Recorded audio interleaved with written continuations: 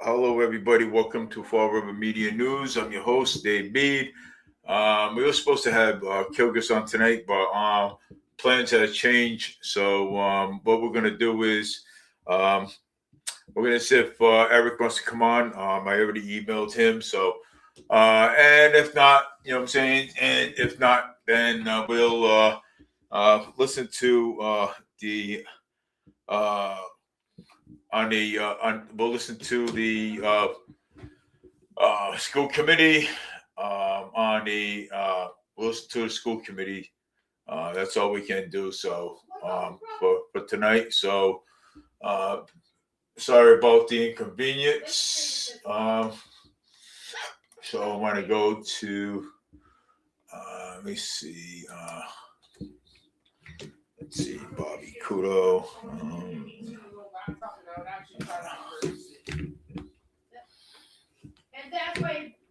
Oh shit! On Facebook already. That's why you want something to do with them.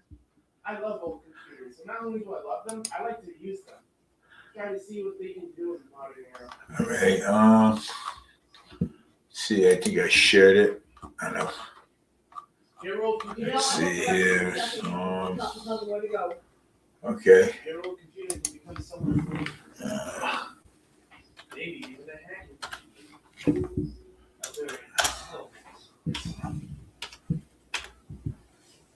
Probably very slow.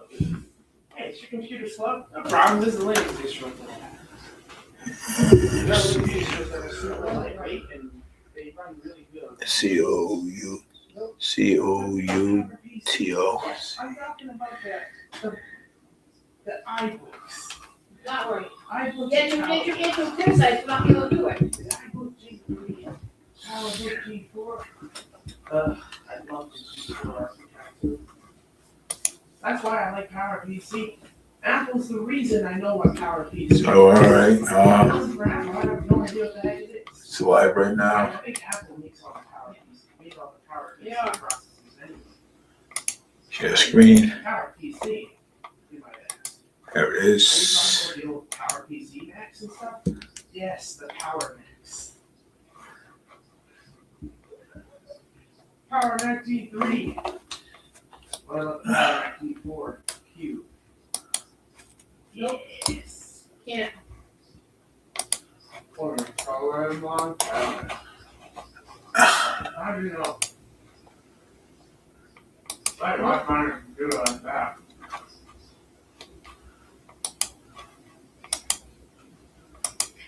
I don't think it is.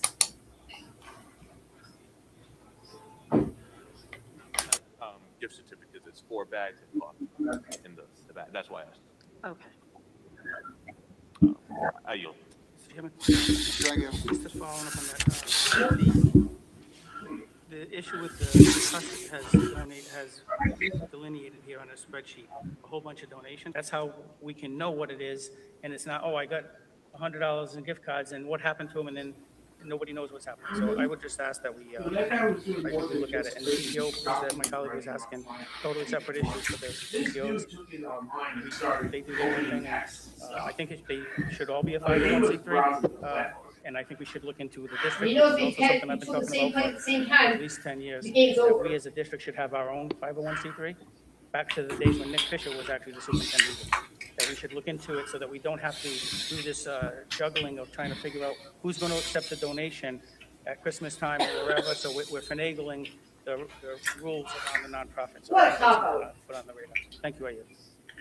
Do I have a motion and a second on accepting the donation? You do. I do. Deb, call the roll. Mr. Agia? Yes. Mr. Dias? I say David. Mr. Modis? Yes. Ms. Riley? Yes. Ms. Stewart? Yes. Mayor Coogan? Yep. Oh, I'm sorry. Dr. Curley will now read the donations. On behalf of Chief Information Officer Scott Cabral, acknowledgement of a donation of $20,000 from Meditech. The donation will be used to enhance technology use by purchasing tech-related products and equipment utilized in the pre-K through grade 1 classrooms. On behalf of Athletic Director Brad Buston, acknowledgement of a donation of $923.23, a donation from the Durfee Hilltopper Athletic Foundation. This donation will be used for purchasing a VASA Training Pro swim machine. On behalf of Green Elementary School Principal Liz Dung, acknowledgement of a 7.5-foot lighted Christmas tree valued at $300, a donation from Home Depot Somerset. The donation was used for Green's Winterfest event, and the tree was raffled off to one of the families from Green for the holidays. On behalf of CTE Director Cynthia Sylvia, acknowledgement of a donation from the Laborers International Union of North America. The donation will be used to support a construction craft laborer program with the laborers' new high school curriculum. And on behalf of Cuff Middle School Principal Melissa Ruette, acknowledgement of various donations valued at $1,305 from a list of vendors that was supplied to school committees. The donations will be used for family events. Except you. Attendance in. Oh, so you agree for me? Thank you. 9.1 is the approval of grants. We have 4 grants that need approval. Does anybody want to hold on any of those grants? Bristol County. Mr. Aguirre holds the second one, Bristol County. Any of the others? Ms. That Riley? Deeper Learning Implementation Network grant, please. Deeper learning, the first one. So the first 2 are held. Not the other conditions. Second. I have a motion second on the other 2. Deb, call the roll, please. Mr. Agia? Yes. Mr. Dias? Yes. Mr. Corey? Yep.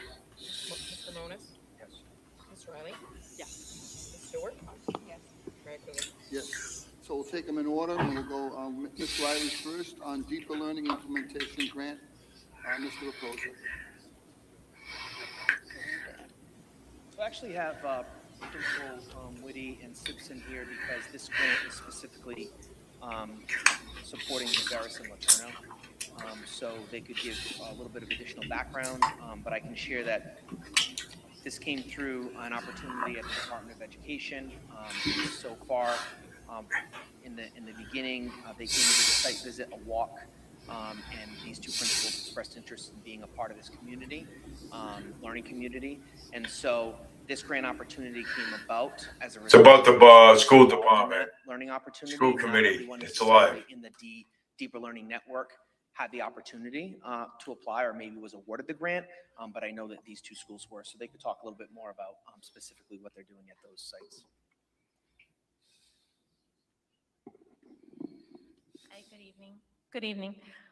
Is there any specific questions, or would you like just the background of the?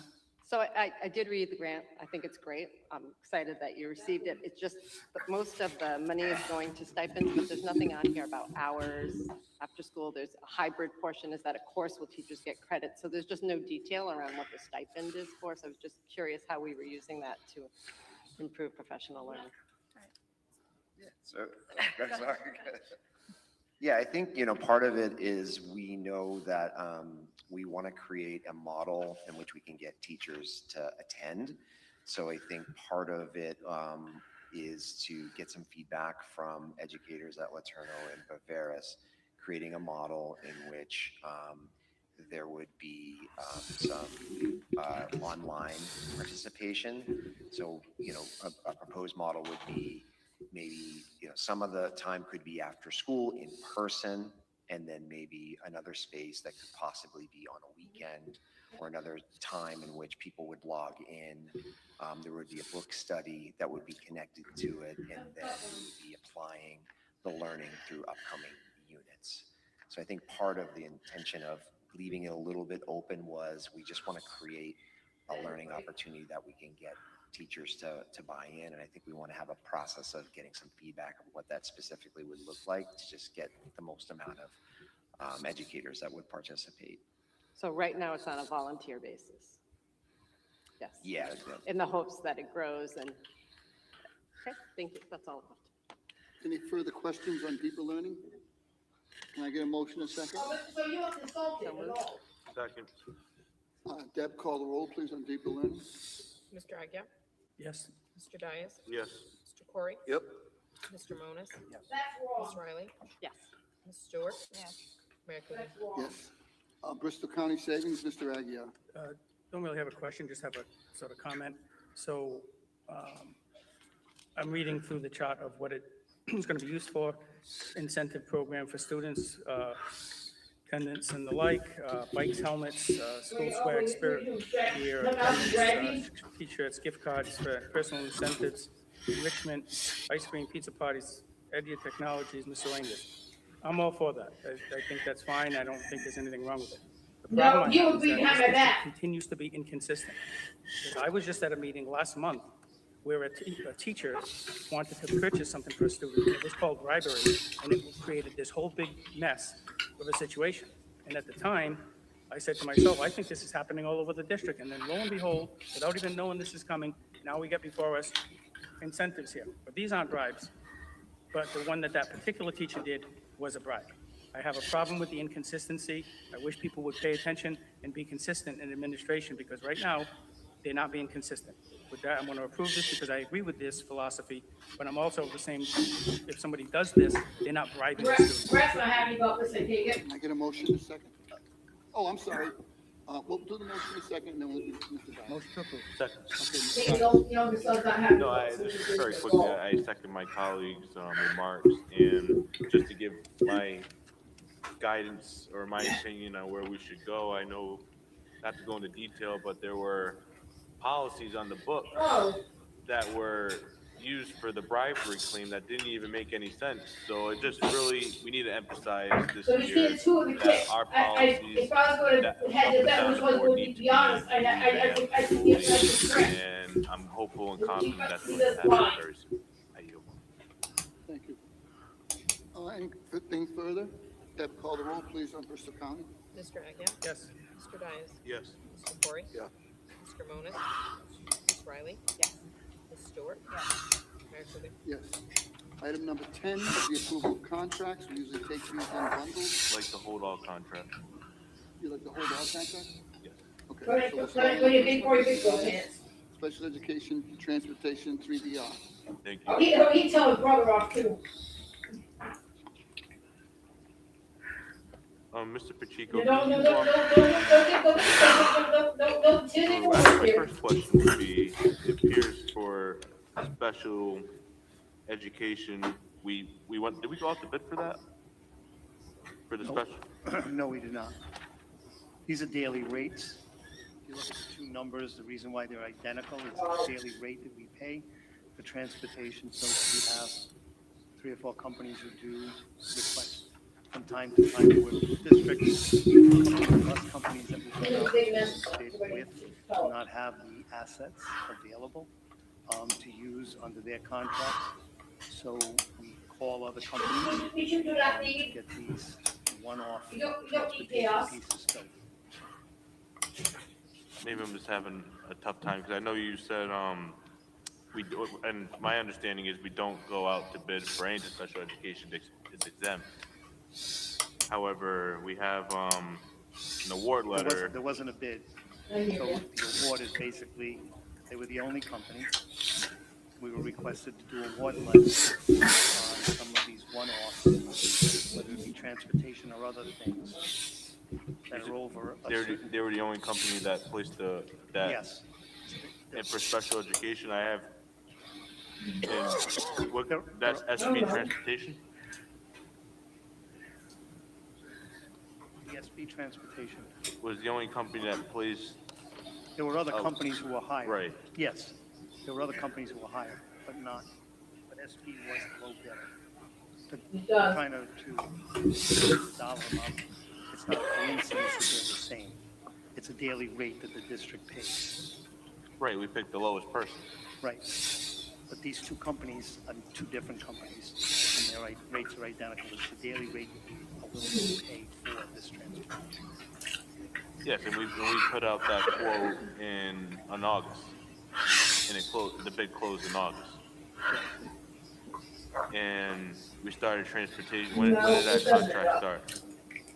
Early in the, some of these one-offs are based on not necessarily,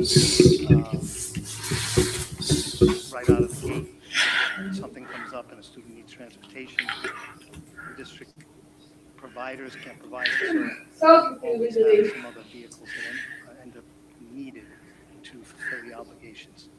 So, I guess what I'm a little confused. Why is the contract for me today? Sorry, I don't know if we get any clarification on that, do you? In the processing. It should have, the award letter should have went out earlier, when the work started, yes.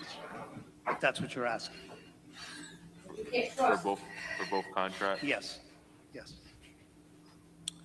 Superintendent, what are we doing from an accountability standpoint to make sure? Because I think there's a little bit of a habit now of contracts coming before the school committee that have already started, the work's already started, and we're approving the process after. Obviously, we have policies and procedures in place that call for policies, that call for contracts to come before the school committee before the work has been done. However, my opinion, I don't know if you can speak to how we're addressing that I issue. will not speak to that. So I'm holding people accountable. I will not. How are we holding the process in place? How are we making sure this doesn't happen again? Because it seems to happen a lot. Okay. Do you have an answer to the question? Of how we're going to make sure it doesn't happen. Yes. Yeah, I've reviewed the concern with Mr. Pacheco. And yeah, that's it. It won't Just happen nothing? again. I'm sorry? So we're just not going to do anything about it? What would you like me to do about it? Well, I'd like you to make sure this isn't the first time. Oh, God. But you understand that this came up in the fall with another contract? True. Oh, But my this had God. already happened. So it's not as if we corrected a problem and that I said we corrected the problem and then it happened again.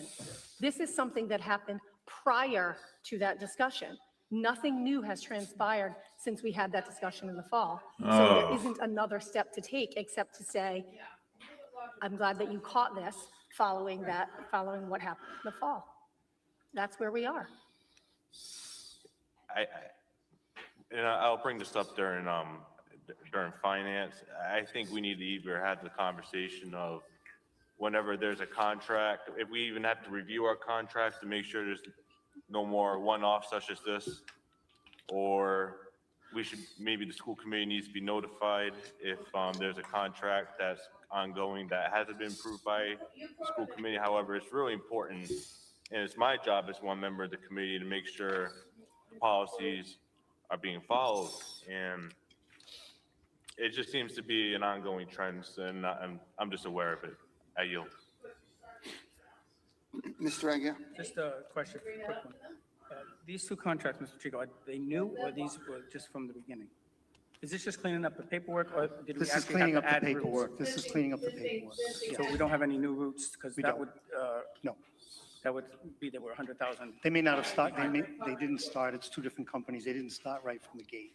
But it's That not much I can tell you. $100,000 in new expenses. No. Is, to my colleague to my left's No way. statements, I think we'd all agree that we need to have systems in place to make sure this doesn't happen again, sign-offs and the like. I think that's what we need to start getting back to, just the systems. So I think there's no harm, no foul here. The way that the contracts are the same, it's based on the same rate. But moving forward, I think we just, across the board, have to have better systems. And I don't think anybody would disagree with that idea. Okay, so I'm assuming the first two are 3DR and SB we just talked about. Does anybody have any further questions on either of those two contracts? Motion approved. Second. Okay, motion approved and a second on the first two. Further discussion? Deb, call the vote, please. Do I hear that today? Mr. Agia? Yes. Mr. Dias? Yes. Mr. Corey? Yes. Mr. Monas? Oh, boy, you'd have your hardships. Yeah. Mayor Coogan? Yes. Next hold, Mr. Dias was Global Education Solutions. Another way being That was gatekeepers. you? I'm sorry, Mr. Aguirre, Global I think Education. both of us, but I held it, Ms. I just have a question. Sure. So my only question is, obviously, this is to try to recruit people from overseas to come over. Absolutely. What Yep. happens if we don't get 8? Is this just we're paying them 40 grand, and if we don't get 8, it just? They does yeah, it so prorate? we actually reduced it slightly. Last year, it was for 10. So we have 17 right now. What we've done is they'll continue looking. If we have a need, they'll sort of owe us a teacher. But I reduced it to 8 because I think that that's like a healthy amount right now. The 10 was difficult to try to fill all those with really qualified folks. So Wow. if anything happened, we could either amend or they would owe us a teacher, but we haven't faced that scenario right Well, now. look, the future.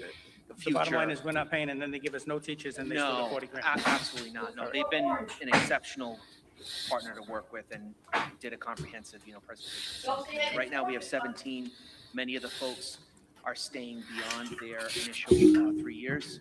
And we actually just placed our first person in math. And so initially we were getting folks in like ESL and dual language. But these are really, the main difference here is these are qualified teachers. Actually teaching experience, they're educators in their native country, so they're coming here with experience. And so we just, as I said, a middle school teacher, which is great. So we're actually starting to math and science and some of the Wow, what the heck? for next school year. When you say 17 wasn't in 1 year, that was. No, that was over the So course you're of talking several. 8 for Exactly. 1 year, Exactly. and we're Yes. just not gonna. Yes, over the course of a Makes few sense. years. Thank you. I Yep. yield. Thank you. Mr. Corey, then Mr. Dias. So, Superintendent Raposo, so what's their term of service? About how long? do they I believe last? it's 3 years. Initially, they come under a cultural exchange program, and then it's 3 years with the option to extend.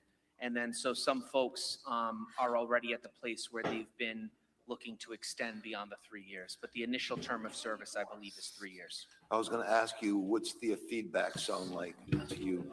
It's been great so far.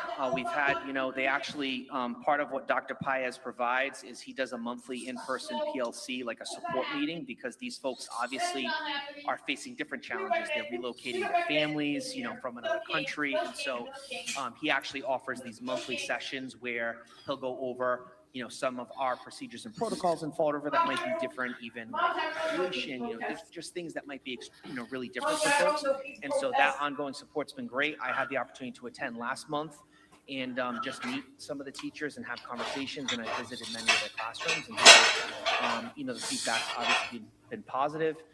It's a huge shift, right? Folks are literally coming here to hopefully learn something, and the goal is oftentimes these folks are so interested in education that they want to take things back, after their 3 years of service or 4 years of service. We're going to start to explore, as I mentioned in subcommittee, Dr. Paez has connections with Brazil, and so we have a large Portuguese-speaking population, Brazilian population. So that's something we're looking at, looking at what might it look like to build a partnership with some teachers from Brazil as well. So we're going to look at some different options moving forward. Are they in different schools, or are they focused on? They're clustered, so they are in different schools, but we do try to keep a community together. We just find particularly Is with Viveris one of the local schools? Viveris, I believe, has some teachers. Green has some teachers. Fontaine has some teachers. Morton, Durfee. So we probably have about 5 or 6 schools, and we keep folks kind of clustered together. That way, they have each other as support, because it's obviously a huge shift. Are they open to visits? Absolutely. Yeah.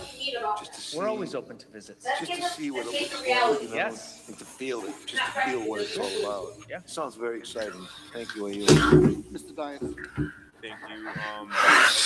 No, I thought it was a great presentation at the subcommittee level, both by yourself and the representative from the company.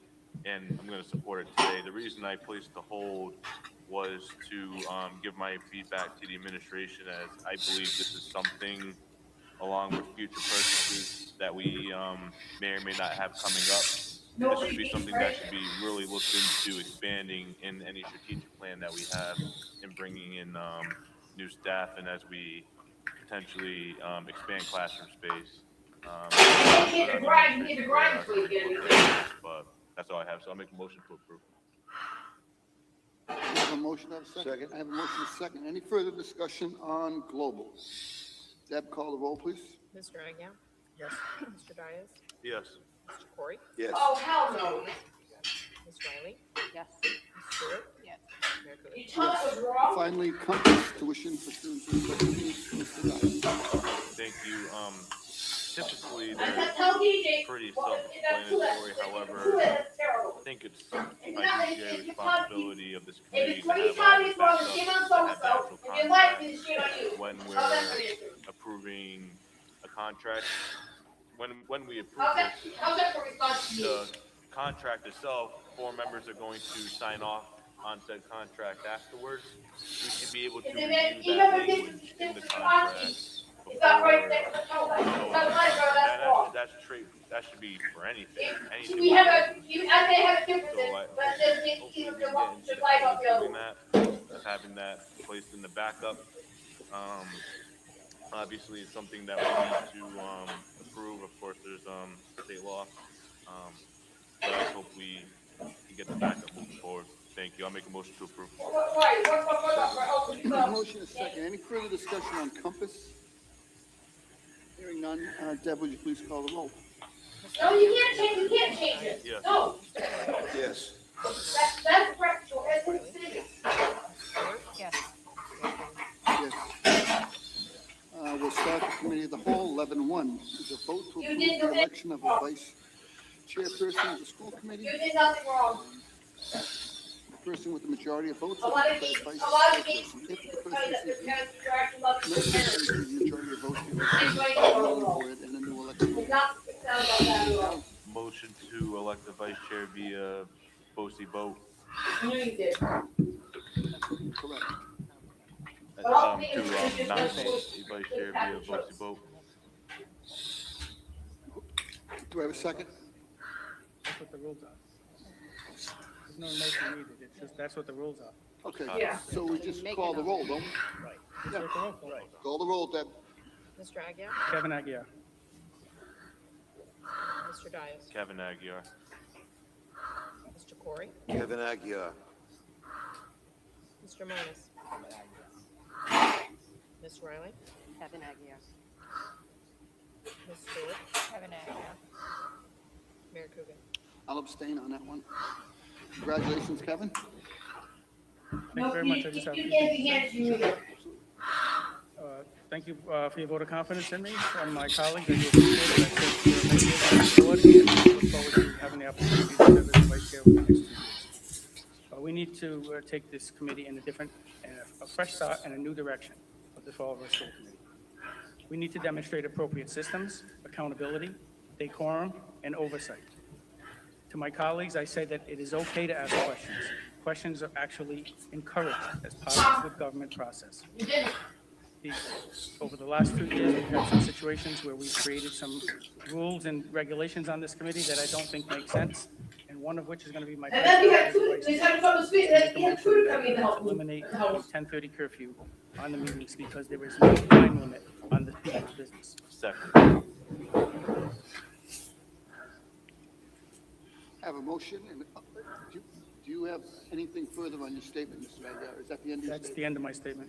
That's the end of your statement. We have a motion and a second on ending the meetings at 10:30, Eliminating. eliminating the meeting ending at 10:30. Any discussion? I just say that I also, I'm not against changing the time that we do it. I just would say that I know that we're always in the best frame of mind if we start at 5:30 and we get to 10:30, 11:30, 12:30, that we're in the right frame of mind to listen, perhaps more than adding another meeting, so that we have 2 meetings that are maybe shorter versus one really long meeting. Just to throw that out there, as someone who knows after spending a day, all of the folks here have worked all day and then staying here into the night, sometimes we won't get the best conversation. Sometimes we want good discussion and good conversation. Perhaps the thought is I think twice that much. I support Ms. Riley on that one. Working 8 hours a day, we're here for a 5-hour meeting. 15 hours. Yeah. If we couldn't get through everything, we had to schedule another meeting. I'm not against that. But I think a 10:30 cutoff is a 5-hour meeting, and we should be able to handle the people's work in 5 hours. And if we can't, we'll move it along again. But we do try to cover everything. I just know that a 13-hour workday for most of us up here that work an 8-hour day is a long day. Mr. Zayas. Thank you. I understand. I support my colleague, Ms. Riley's sentiments and comments. The reason I seconded the motion is because it should be up to the committee to decide what time the meeting ends. This 10:30 deadline was rushed, and I don't believe we'll have this issue with this committee, but we've ran into the issue before of just rushing things through and ending meetings on an issue that could be a climax or an issue that was very important. Obviously, the decision to end a meeting is up to the entire committee, and the committee should decide at any time it wants when to start and end a meeting. It shouldn't be up to one individual. So, of course, we should have efficient meetings. We should move with the decorum, and I'm sure we'll move in the right direction. However, that's why I seconded the motion. Thank you, Ayub. Mr. Corey? And so I'm just gonna, digress from my colleague's opinion. I do want to congratulate Mr. Aguirre on the vice chairmanship. I think it's well-deserved. However, I just thought that the temperament of our meetings over the past 2 years just felt like a run-on sentence in so many of our deliberations, when if we could tame ourselves and put ourselves into a more efficient frame of mind so that we can just work through the agenda as it needs to be worked through legitimately, then I think we can get our work done in a more timely fashion. So that's what I have to say, and I'll yield. Who's next? Mr. Aguirre. So I do understand the sentiment. I can just speak from experience over the past several years. So one of the things when I say I would like to work and help to take this committee in a different direction is that we need to have better systems in place, and we need to look at our agendas in a different way. We need to look at our backup information in a different way, and we need to increase the level of communication between the administration and the schools and the school committee. That includes. I agree with those things. I agree with Aguirre on that one. The meeting. But if we've asked questions of the administration, any member, it's their right and their duty to ask questions of the administration. If the administration refuses to give answers to the questions and would rather come to a meeting on Monday and roll the dice and see what happens, that's where we got into this problem. So I'm fully aware that when we get to the setting the agendas and doing it properly, doing the proper backup and having communication, we won't end at 10:30. What we do currently have is at 10:30, everybody's wondering. So we'll go in the back and we'll have 6 items in executive session, or 16 items in executive session, and we have 9 minutes left on the clock. So all the workers, the teachers, the unions, and everybody needs us to negotiate, and we look at our clock and say, we got 9 minutes to do 17 items. That is not, it's not a good situation. That's not a good system. So I encourage us to get rid of this time. If the meetings are going on too long, as a committee, we can choose to pause the meeting. We can choose to make another meeting. But ultimately, I don't think that we need to have an arbitrary 10:30 deadline so that everyone's sitting there saying, oh, we only got 3 minutes, so I can't ask that pertinent question. Or just let it go because we got a 10:30 curfew. That's not what the people want, and that's not what I want. No, I think you make sense on that, Mr. Aguirre. Certainly, if there are very important items that need our discussion and our weigh-in, certainly, perhaps we could work to amend those meetings as they stand and to get that important business conducted. However, I just think that as a model, we should think about really being efficient and maybe setting 10:30 as an arbitrary end time. And if we need to go over, like sometimes we do in citizens' input, we can call for it on that specific date. I don't know if that makes any sense to you, sir. Okay. My opinion would be to get rid of it and do the opposite. When we need to end it, we can end it if it's going on and on. But trust me, I would say, I said it last night at an event, we need to expect more. I think everyone out there in the public and here should expect more out of us, expect more out of me, expect more out of the committee. We need to run these meetings efficiently, Yep. get to the people's business, including executive session. And when it's over, it's over. If we need to have multiple meetings, so be it. We got elected to do the job, and it shouldn't matter on the time, is my point. So I say, and if we have to go backwards and say, okay, we're going to cancel the rest of the meeting, go into executive session, so be it. But I got to stress, agenda setting is an important piece. One of the important pieces of the vice chair is to work with the mayor and the superintendent on the agenda setting. And I intend to take that very seriously, so that we're no longer going to have agenda items that either we don't have all the backup, we haven't been given all of the information. So when it comes out, we can actually do something very smooth.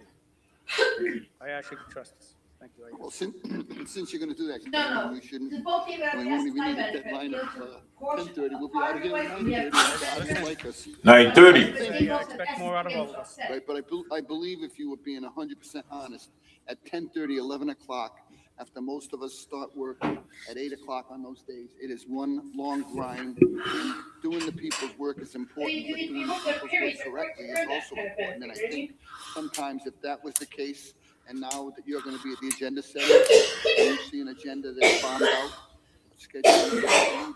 I mean, we've done that before. We've I done agree it wholeheartedly, Mayor. Like we had one meeting last, I think it was in December or in, whatever. We had 17 items on the executive session. 17. So if we just look at the agenda setting, we had 13 items on the regular and 17 on the thing. Who are we kidding? So at that point, instead of doing it, we would say, no executive session on this meeting. We're going to schedule an executive session only item 2 weeks from now. So I want to work with you, I want to work with the committee, and I think we can do it efficiently. I'm just gonna stay with 10:30 for now, because I'm the oldest one up here, and I wanna try to stay alert, so give it a roll call, Deb. Oh, I'm sorry, let's do it. I don't mind 10:30, 10:30, but if we're gonna switch to 10:30, I just think that if we get to, say, 11 o'clock and we know we have like 2 hours worth of a meeting, at that point, say, how about we come back in a week, 2 weeks to finish this off? We can't just say we're done and then redo it in a month from now. I just don't think that that's fair for the rest of the stuff that's on the agenda. Okay. Deb, call the roll, please, on changing to no 10:30 end time. Mr. Agia? Yes. Mr. Dias? Yes. Mr. Corey? No. Mr. Morris? Yes. Ms. Riley? Yes. Ms. Stewart? Yes. Mayor Coogan? No. Next item up on the agenda, Mr. Chair, Mr. Dias. I'd like to make a motion that we move subcommittee reports up to now on the agenda. Subcommittee Assignments. assignments, Second. Why, how far down is it? Information. one of the last items. That's right. It's in Second the to last information item. section after the,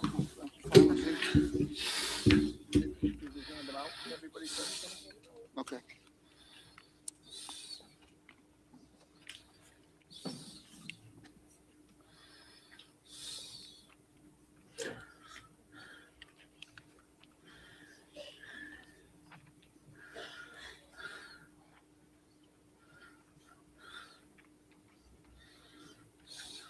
Yeah. This is just strictly informational.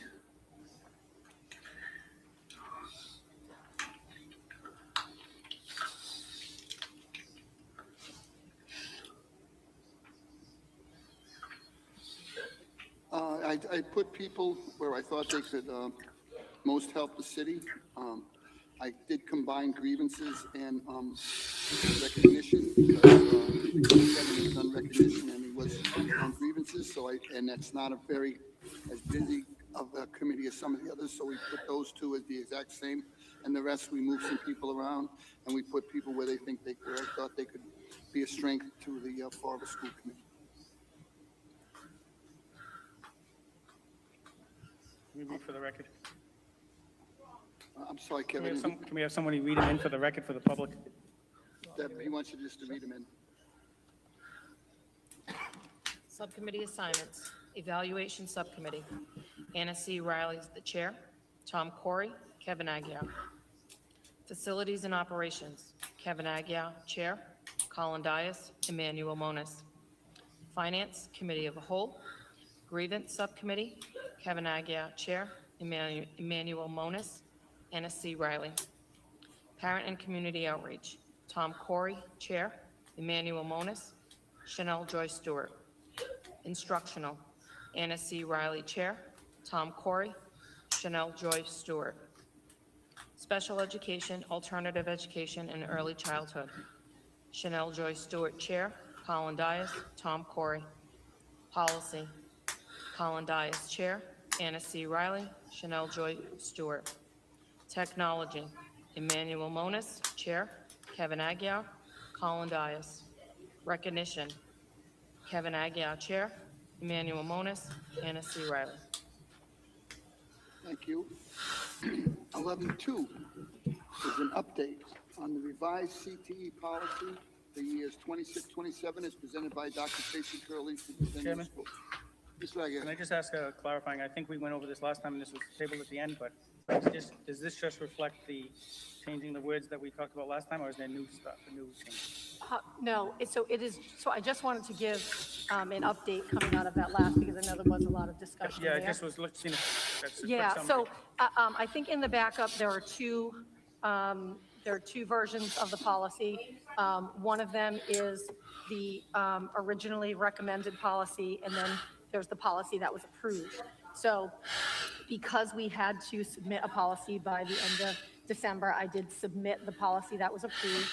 That was a policy that had a lottery system that included 2 lotteries. One, it was to represent the student population at Durfee, so that the percentage of seats in the CTE lottery that were designated for students with disabilities would match that of the demographics of Durfee High School. So I did submit that policy. There was an attestation that I had to sign off on saying that, to my knowledge, it was lawful. I didn't sign the attestation because that was still in question. Since then, I did receive some information. I met with folks from the state because I hadn't signed, and they said, "Why haven't you signed?" And they recommended that we get some legal advice on it. I did receive that from the office of McAvoy, Joyce, and Kowalski. And basically, it says it's our legal opinion that the policy's use of a separate lottery pool for students with disabilities would be non-compliance with both state and federal law. And it goes on. But that's the gist of it. And so we would be making just the recommendation that the committee revisit the original recommended policy that included I looked an at it the other day, I unrated stopped at the stop sign, if there would be anything there to the top of the pole. an You can unrated see lottery. far enough to be Mr. safe. Chair? Mr. Dias. I guess my original question is more like a procedural one. If we were looking for an update to the policy. Yeah, you're not gonna be safe if somebody comes around that corner at 40. Usually when we have update on the agenda, it's just to give us some sort of notification, but it's on Well, here. it is. I just wanted to offer an update that I had gotten the legal opinion. You're seeking to change the policy But back that's to nothing we can do about that. the original that was recommended by the CTE director. So that would be my recommendation if the committee is going to take action, yeah. Based on the legal advice that we presented, that I did notice the way the plows were that we plowing right submitted there. a policy that was There's unlawful. snowbank there, so you can't. So I'm going to move that we approve the one that meets the legal recommendation. Second. Yes. All right, so we have a motion and a second on adopting the legal policy. Anything further, Mr. Corey? I'm not going to vote to obstruct the motion of this policy, the motion of this agenda item, but I just have trouble with the term lottery in regards to any of the programs we have. Wow. When I look at CTE, which I'm really proud Not surprised with Tom Corey. Not surprised at all. going on at Durfee. I know that there are kids in the middle school level that if you portfolio them, they're going to show certain strengths and skills that want to point them in the direction of a CTE program. And some of these very children, some of these very students. CTE program. Not Wow. available because of an unweighted lottery. I just have an issue with the lottery. It's not with our school department. It's mostly with DESE. I have the issue with the state mandate. I just don't understand it. It's diversity, equity, inclusion, but it's stepping on some toes for some kids with real skills. And that's my concern. With that, I yield. Sure. Mr. Dias? Thank you. I fully agree with my colleague to my left, and I second the motion because obviously we need to follow state law and state and federal law. With Yep. that being The said, state, federal, and law. I'd be interested Yep. to see that legal opinion from Michael Joyce, if it was Michael Joyce, and the dollar amount attached to it, just so we get an understanding of it. And if there's something we could possibly look at into the future, or for this committee has the ability under policy to advocate for changes to state law to advocate for that. So whoever is in that position, we could use that to potentially advocate for changes that my colleagues were referring to. I yield. I agree with Collins. Following the legal policy, Deb, would you call the roll, please? Mr. Agia? Yes. Mr. Dyer? Yes. Mr. Corey? Yes. Mr. Monas? Yes. Ms. Riley? Yes. Ms. Stewart? Yes. Mayor Coogan? Yes. 11.3 is a discussion and vote to approve the Durfee High School Program of Studies for 26-27 as referred by the Instructional Subcommittee and presented by Dr. Jessica Stevens, Durfee Principal. Any discussion on the Program of Studies for Durfee? So moved. A second with a question. I have a second with a question, Mr. Dias. Just for the public's edification, can we just get a brief presentation?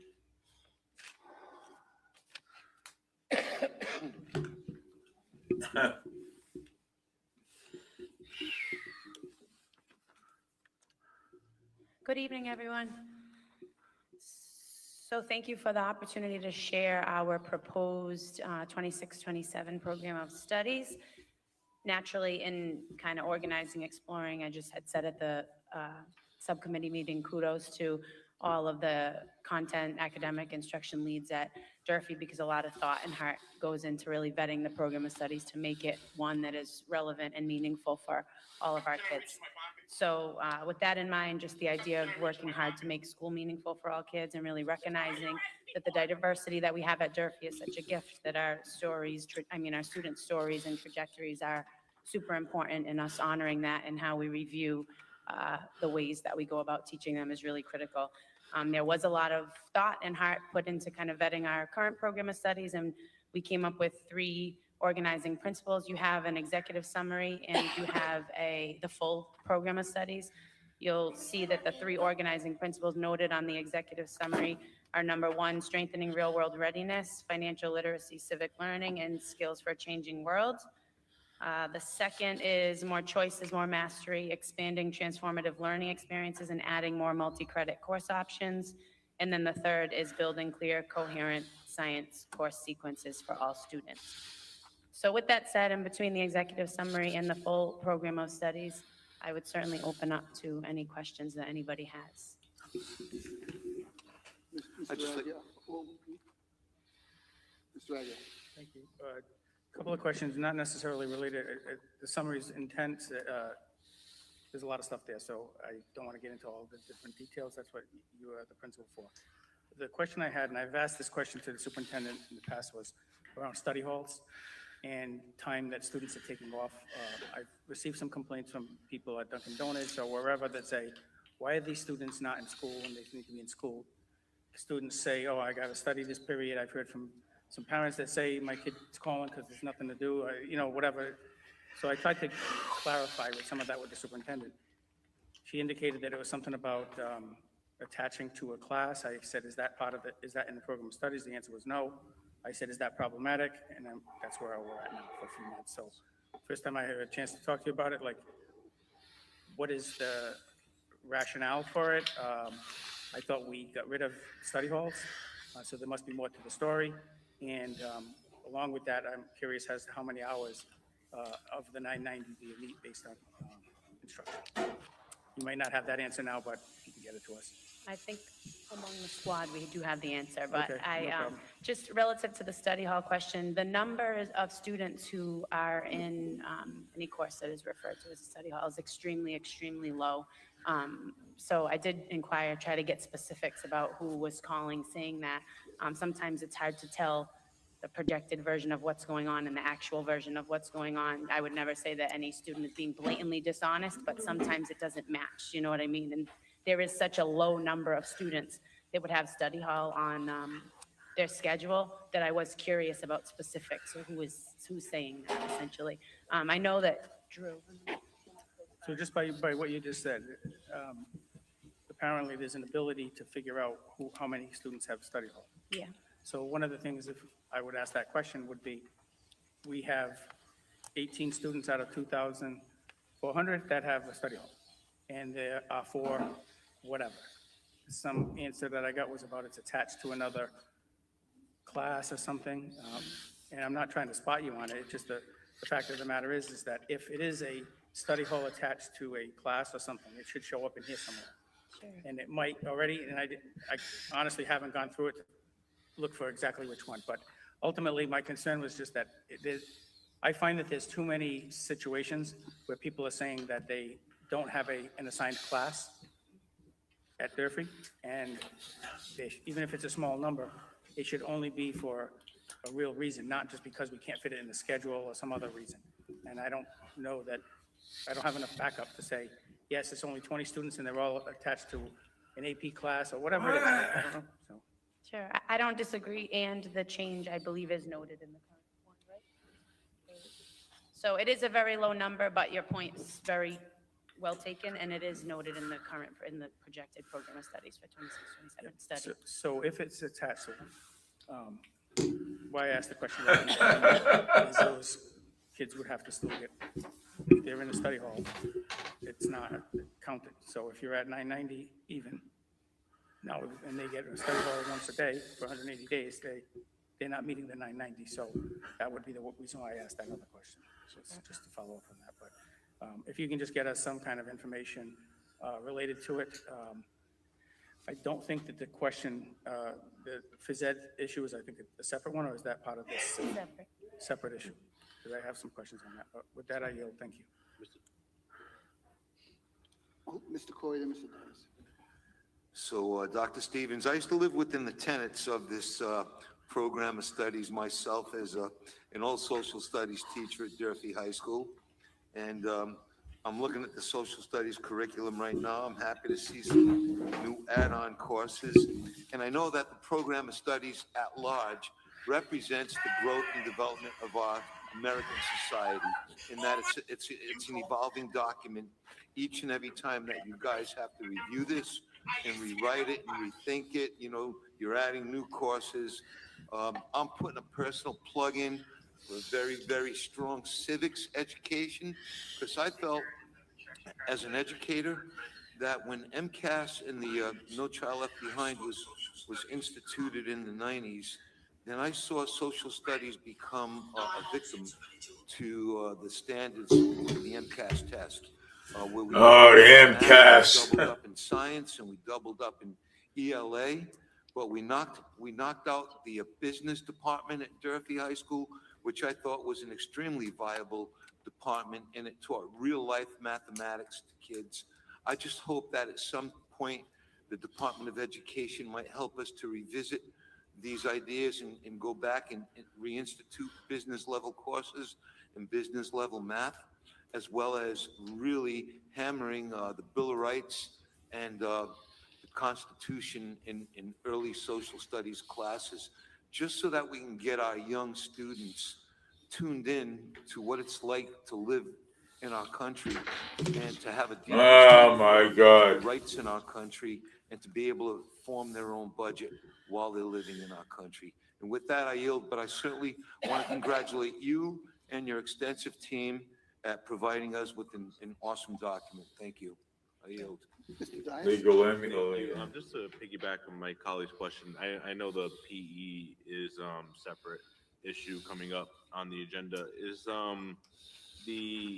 that listed anywhere with the? I just didn't see it, but I could have missed it. Is that listed anywhere within the program of studies, like the curriculum on gym, like how many classes? True, I don't know. It's definitely in there.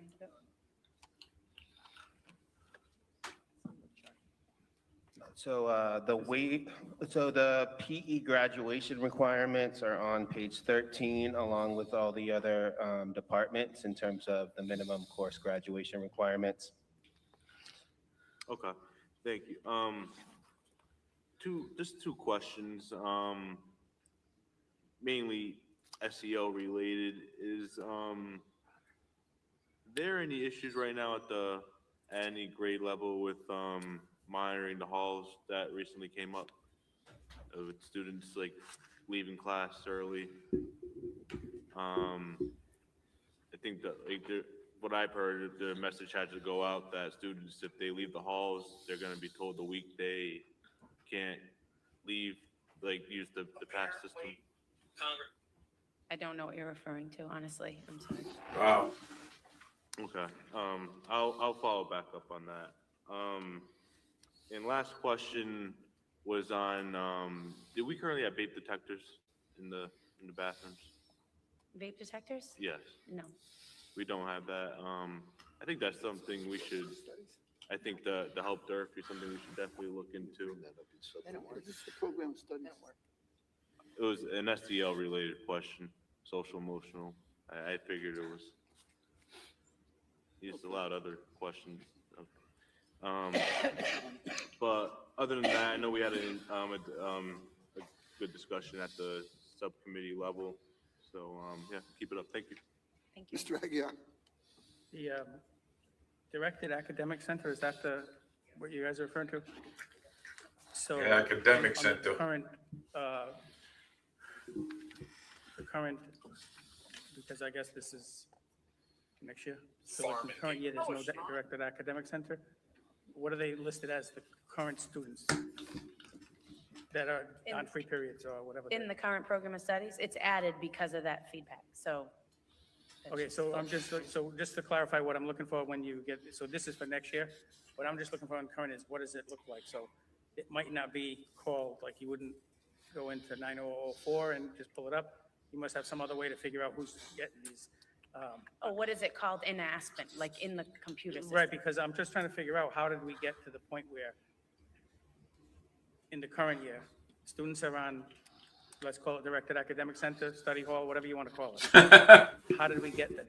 That was allowed in the current year, when it's not in the program of studies, and we knew nothing about it. That's, I guess, the point I'm trying to make. Yeah, I'm validating your point, and I'm just noting that that's why it's in the projected program of studies for 26. No, I get it. So you're aware that we just gotta I am. figure out some other stuff. To go to the phys ed piece of the curriculum, into the program of studies, there's nothing in here that says the phys ed as different classes. And I want to say we have the director as the director of all schools, not, you don't have a department head of phys ed at Durfee. Right. So I think my concern is just, everything else is thorough and articulated and detailed, and what the students are expected to do, learn, and whatever in each one. I find that just, and this is just my own opinion, I have not seen it, just what kids say, what parents say, is the kids, it's not as structured in phys ed, physical education, as we would like in some places. Some people want a free-for-all, yeah, go pick that, go pick this. I think that cheapens the phys ed department. I think we should have phys ed classes where you get assigned so that you can actually know and grow with the teacher, rather than just have it be, I'm saying free-for-all, not that it's out of control, but like you get picked or whatever it I is. just want to let you know that Fall Just River curious Media why News there's is nothing live listed. Is it just with the school in committee. Physical education, it's just one class, one And summary? the or school there's no committee is summary? live too. Well, I think, yeah, I was gonna say, I think if you want to honor Dan's.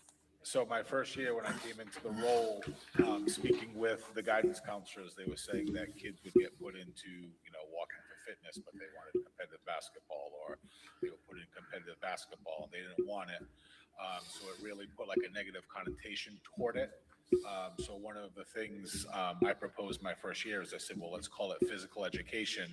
And we moved to a model where students come in, they take a survey their first day or two as we go over like rules, regulations, and those things. And then we offer several choices for students to self-select their pathway through physical education. Why don't we talk about that at the next item, Mr. Aguirre? Is that, the waiver, which is going to relate to some of the things Danny's saying right now. Yeah, I mean, we can. I'm just asking because if you, what you're just telling me, sir, is that there's in this program of studies, there's a one that says physical education, a generic summary, one. Yes. Not like phys ed 9, 10, 11, 12, like just one. Correct. We moved that so there'd be more flexibility. So if you went 9, 10, 11, 12, then if you had a junior and there was a spot open in phys ed 9, really, they shouldn't be able to take that. So we just kind of pat it as like a broad stroke. Well, I think that I would question that, but do we really want 12th graders and 9th graders in the same phys ed class? They can. You know, I mean, they can, but is that something that we want to encourage? I'm not sure, but we'll talk about it more visit. I yield. Thank you. All right, can we get I'm sorry. Question, I'm sorry. Ms. Riley? Just want, I love that you're adding the brand new AP Business and Personal Finance. Are you thinking about the cybersecurity one for next year? Because that's the other new one. I'm intrigued, so. Okay, that's it. Thank you. Mr. Chair, quick follow-up. All taxpayers' money. Okay. Just two quick follow-up questions. First is more, and I know Durfee is doing a lot in specifically the first one I'm about to mention, but a lot of questions I get from parents is around these two. What are we doing right now to prepare students in financial literacy, life skills? I know there is a lot we are doing, but if you could just quickly speak to that.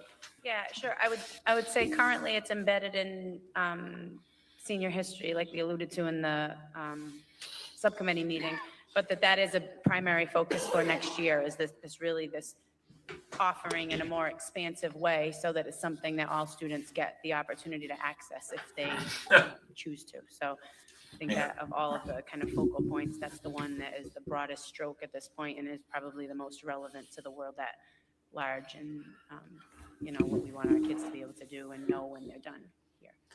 Okay. And last question, we have classes either in health around the topic of drug prevention.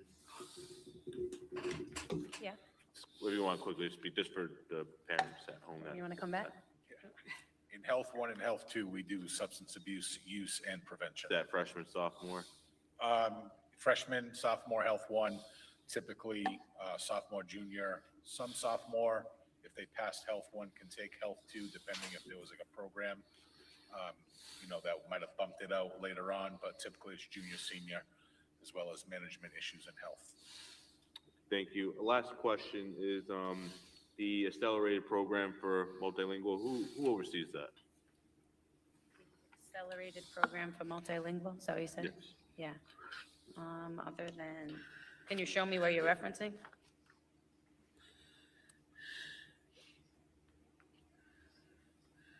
Page, I didn't have it up.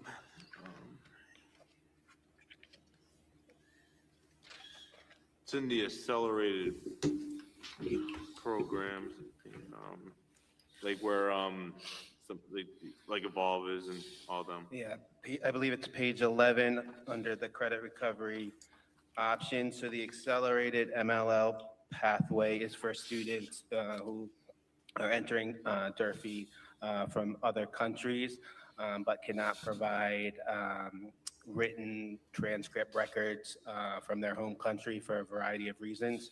And because they're older, typically 18, 19, 20 years old, we have ways to accelerate through mastery. Sometimes it's students taking two courses, like History 2 and History 3 at the same time, or accelerating through summer. Sometimes students are able, through teacher and department head, able to earn credit faster. So that's just kind of a general description. It's a very small group of students who are older, who have been engaged in school, cannot provide records, or maybe they've had some interrupted education. Thank you, Mr. Woodward. The MLL director's not here today? No, she's not here. Okay. Thank you. I yield. One follow-up. Mr. Aguirre? That just, as you were speaking about the accelerated for the MLL, I think you've done a better job with the options for credit recovery and alternative type schooling. I get it. I would just like to wonder why that just says MLL. I think there's kids that have situations and, you know, exactly what you just said, except for the multilingual learner piece, that need that same option. They finally got it. I'm 20 years old and I have to, you know, why would we only call that for MLL based on the counselor, you know, whatever, get a hook into the kid? Why would we limit it to only MLLs? I think we should consider all students, because what if one needed it and they were in MLL? Technically speaking, by you putting MLL here, you can't run an alternative type of schedule for that student. I yield. Thank you. Okay, can I give a motion and a We have second? a motion and a second. I have a motion second? Motion so made to approve. Okay. Anything further on Durfee? Deb, call the roll, please. 11.3. Mr. Agia? Yes. Mr. Dias? Yes. Mr. Corey? Yes. Mr. Monas? Yes. Ms. Riley? Yes. Ms. Stewart? Yes. Mayor Coogan? Yes. 11-4 is discussion and vote to. Good job, guys. Is a discussion and vote to approve the updated phys ed waiver as referred by the instructional subcommittee and presented by Dan Fitzgerald, Director of Health and Phys Ed. Mr. Chin? So moved. Yeah, I have a motion. Second. I'll make a motion. I have a motion, a second. Mr. Fitzgerald. So we'd like to update the current waiver from where it is now to where we would like to see it. This came about last year, speaking with my direct supervisor, Assistant Superintendent Raposo. We talked through the team, myself, Director Woodward, Director Buston, amongst others. And we talked about there have been some students who've gone through Durfee High School without ever actually taking a PE class since this waiver's gone into effect in the fall of 2020 is the email that was forwarded. So we retooled it. We still are going to offer it. If you are an athlete and you play an MIAA sport, you could be eligible for one waiver between your sophomore, junior, senior year. You would identify that with your guidance counselor. Prior to the season, you would sign that, have that conversation with a parent guardian, okay, so that everybody would be aware that you need to fulfill your obligation. Otherwise, you'd be re-enrolled in a PE class. If you were a 3-sport athlete, you could go up for discussion for a second waiver if there was such a conflict in your schedule that allowed that. Looking to move forward with students. Currently, we had this year, and myself and Barbara Meyer, who is a guidance counselor director, they identified with the counselors 69 fall applications. We're still receiving them. So far, we've received 14 back within the last month. We still have more out as we continue to get all the signatures that come from student, parent, guardian, guidance counselor, myself, the athletic director, as well as the person's coach. We also look to remove some offerings on here that did not align with physical education. Mr. Dias, finish. Thank you. I do support as I did at the subcommittee, I do support the updated language, and I think it's a step in the right direction. I'll still vote to approve it today. I just want to make note, I did request some backup from the superintendent on December 19th at 12:11 related to PE waivers. I don't think I ever received them. If those could be sent to the committee still. So the information that Mr. Fitzgerald just shared is the information that he shared with me.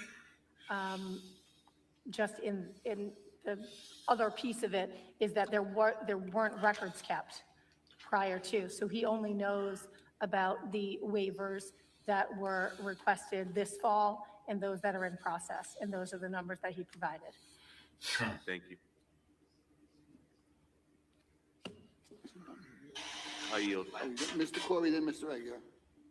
Thanks a lot, Mr. Fitzgerald. So this item, if I recollect, when we were running for office, we had the student forum right here at Durfee. One of the student athletes was on the board that questioned us. And she was kind of hoping that this would be a potential item that we may consider to pass moving forward. So could you just give me an idea of what it's like for a kid to compete at this Division I sports level and still have to maintain their credits? Is it hard for them to do with all of their other academic challenges? I don't think so. I mean, I was a 2-sport athlete at Durfee. I went on, I played in college. While in college, I also coached wrestling at a high school. Prior to 2025, it's my understanding that, prior to 2020, it's my understanding in speaking with, past alumni that also were athletes that everybody maintained a physical education class. Great book, Spark by Dr. John Rady, a associate Harvard professor, talks about after age 24, 3% of the population stay physically active through a team sport. So like we always talk about like the game ends someday, like we tell our kids that, our athletes that. I mean, my father was telling me that since I was a kid. So by having other options in PE, it takes the pressure off. You don't have to perform in front of the crowd, and you can explore different options that you could stay physically active throughout your life. You know, decreasing a sedentary lifestyle, preventing chronic diseases, better quality of life. I mean, if you think about it, at 46 years old now, I no longer play football. I played football from 5th grade all the way through college. I started wrestling in 6th grade all the way through college. I don't do either one of those sports anymore. They're too violent on my body. So we look at different ways that, you know, we can get kids involved, and we have some great choices. We have a fitness concepts class where we teach kids about nutrition, macros, micros, what you should be fueling your body with. 3 days a week, they're lifting weights. We have another course, Ref Reps. We're one of the first schools in Massachusetts to do that, where the students can take, right now we offer basketball, soccer, volleyball. You can become an associate official of the MIAA. It's a very active class too. We got Is it like an internship? No, you actually become an official where you could do junior varsity games and below. Brendan Kelly runs a class. He does a fantastic job. 3 or if not 4 days a week, they're on the court. A lot of times, like we'll bump into a PE class, or we'll, you know, recruit a couple kids to run a game of basketball. They're up and down, showing referee position. So are you saying activity like that would provide a waiver for that student? So we're saying that this is another way that they can, you know, stay connected to a game. Okay, but that's not taking a physical toll on their body, so they can referee throughout, you know, the rest of their lives. There you go. As long as they'd want to. We got lifeguarding, we got aquatics classes, lifeguarding, aquatic and team sports, swimming for fitness. A lot of schools don't have the luxury of having the gorgeous pool that we have there. We offer yoga, stress management, and we have a dance class. Thank you. I yield. Thanks a lot, Dan. Mr. Aguirre. So based on this, I see the current would be only one be waived for their career. And then they have, so that would mean they'd have to take 3. Can they take those 3, like jam them in, or do you have to like, so be one freshman, sophomore, junior, or one per year, or can you multi? The law says you should be scheduled every year for physical education. We've had situations where it's been bundled, right? Where for whatever reason, the student didn't take freshman, sophomore, junior, or they take it their junior year, and they're scheduled for multiple physical education classes within that year. I've worked with the director of guidance, or the department head of guidance last year about addressing that issue and calling that out, because as a team, we look at that, like during our PLCs, saying who's getting an excessive amount of PE, or my teachers will say, you know, I have Dan Fitzgerald in my class, periods 2, 3, and 4. So it looks like they're getting their PE requirement that way. So hopefully. And there's no maximum? There's no maximum amount of credits you can earn in PE? It should be equitable that all students have it once a year. And another reason we want to look at that waiver is for reasons of such, right? As well as working with the guidance department to ensure that students are scheduled once a year for PE. Yeah, I think the law is confusing, because in preparation for this, I looked it up myself, where it says it will be offered every year. It kind of implies that you're supposed to take it, but it doesn't. It's just a lousy worded law, the way I see it. Then we looked at, if it says we should offer it every year, but then we cut it down to 3 instead of 4. So if you're in school for 4 years and we only have, you have 3, and then you give a waiver for 1, now they only have 2. So I just think it's a. The law, I believe, says it's a required course, K to 12. Regardless of the graduation requirement, 3, 4, they should be scheduled for physical education every year. Right, but if that's the case, we would be doing it, and we're clearly not. That's the problem. So I personally think it should be every year, my own personal opinion.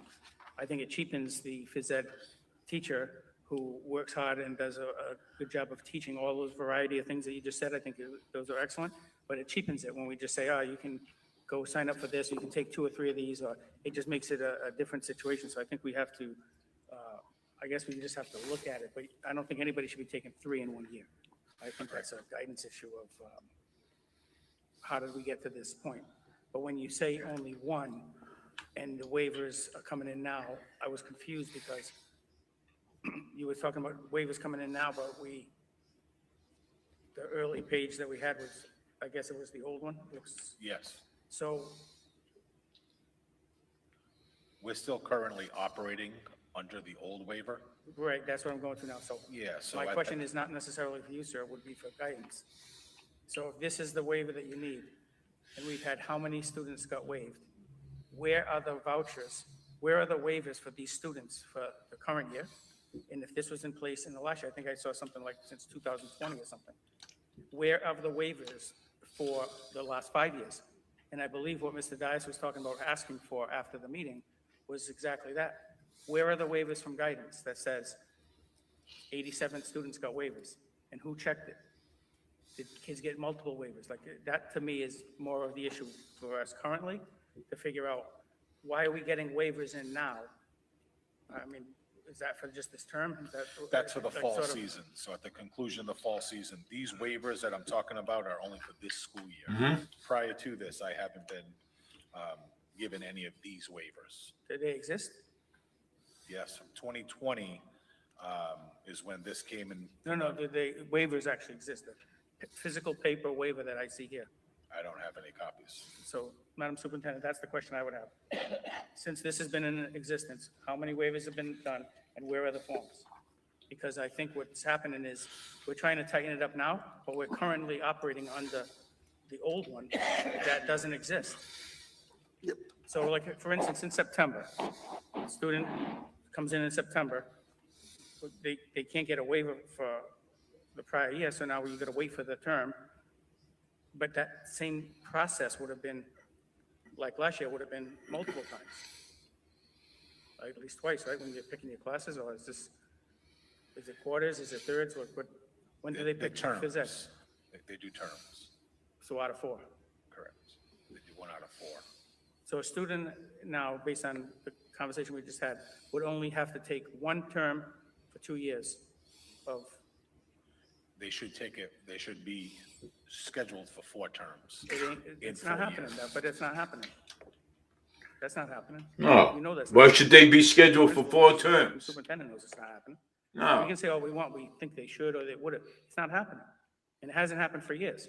So that's why I was saying. Well, what, we're gonna schedule people for 4 terms? It Come shouldn't just on. be hodgepodge, or, the schedule. They doesn't shouldn't fit. even be scheduled Or for whatever- 4 for whatever terms. Didn't I reason. just heard that? Oh, my Waivers should God, just be 4 given. terms? No. And are there any waivers for anybody other than sports?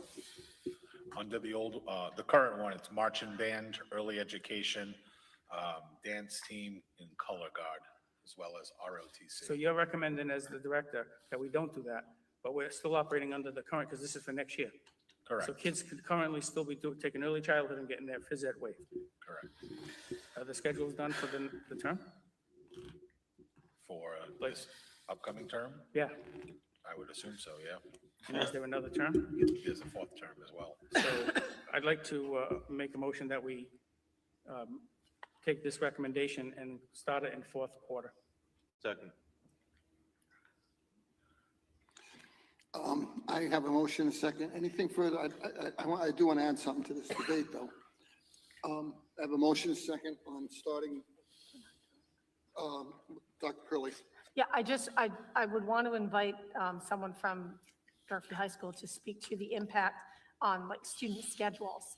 I mean, if students have a legitimately full schedule with year-long and semester courses, what does that look like if 4th quarter, a semester course potentially has to be dropped so that the PE could be picked up?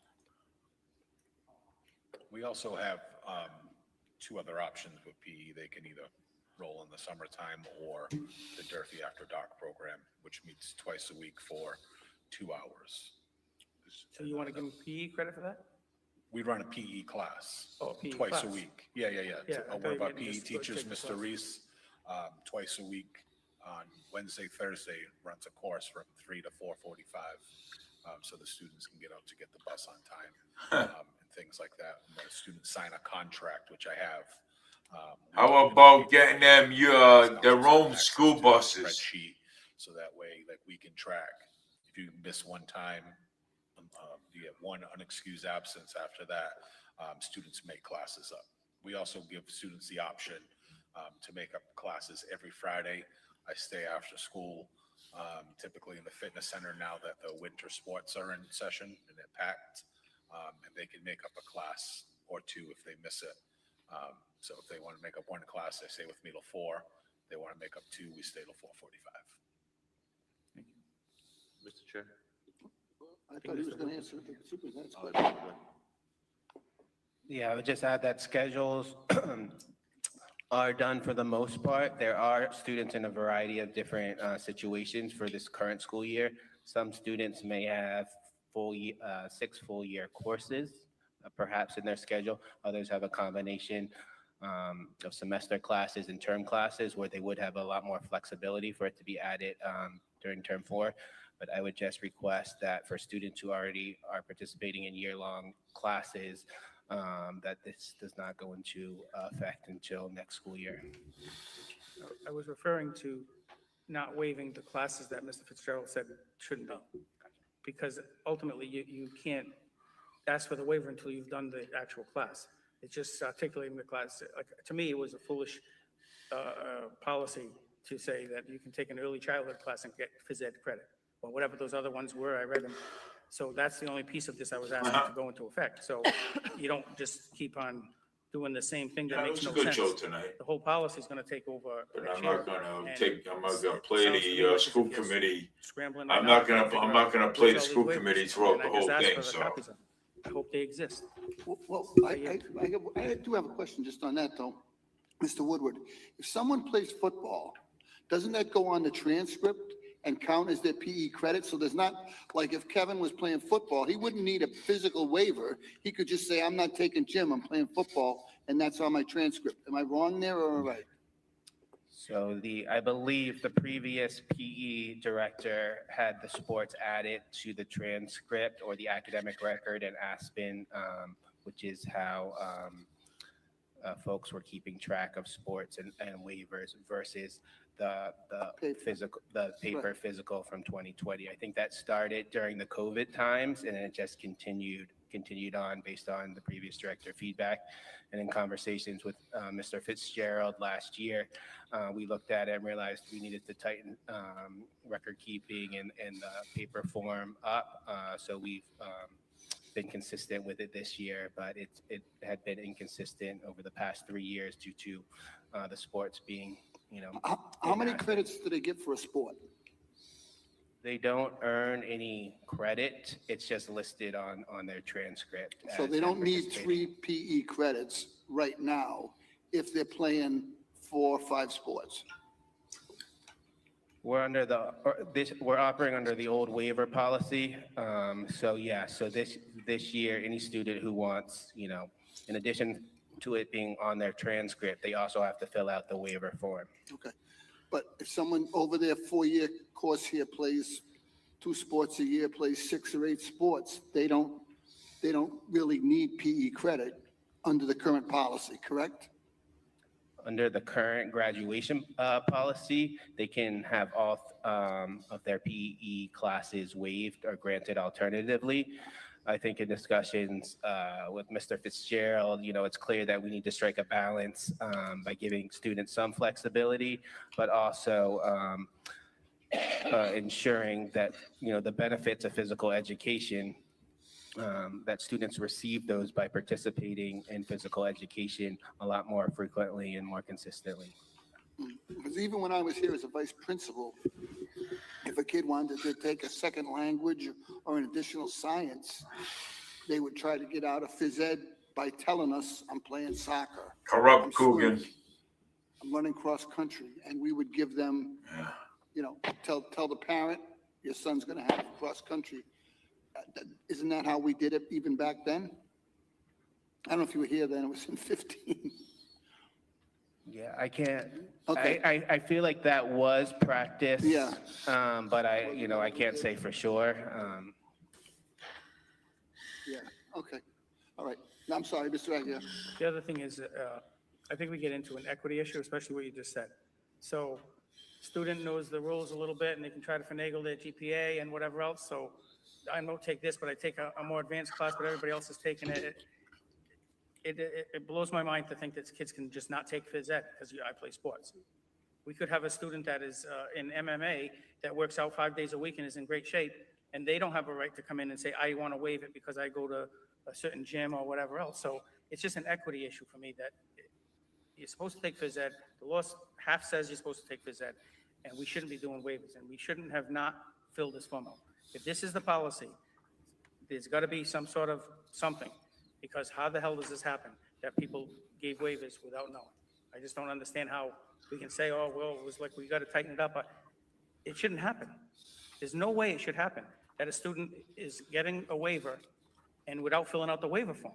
I just don't understand how, so I'm gonna look forward to the information that I requested to the superintendent. Let's vote on this, but you made a motion to put it into effect fourth quarter this year? Just those two classes that Mr. Fitz said, they shouldn't count, not the whole program. Not the whole program? That's the question. Well, let him identify the two classes, then Mr. Dias. What is he talking about, two classes? The marching bands, early ed, early education, dance team, color guard.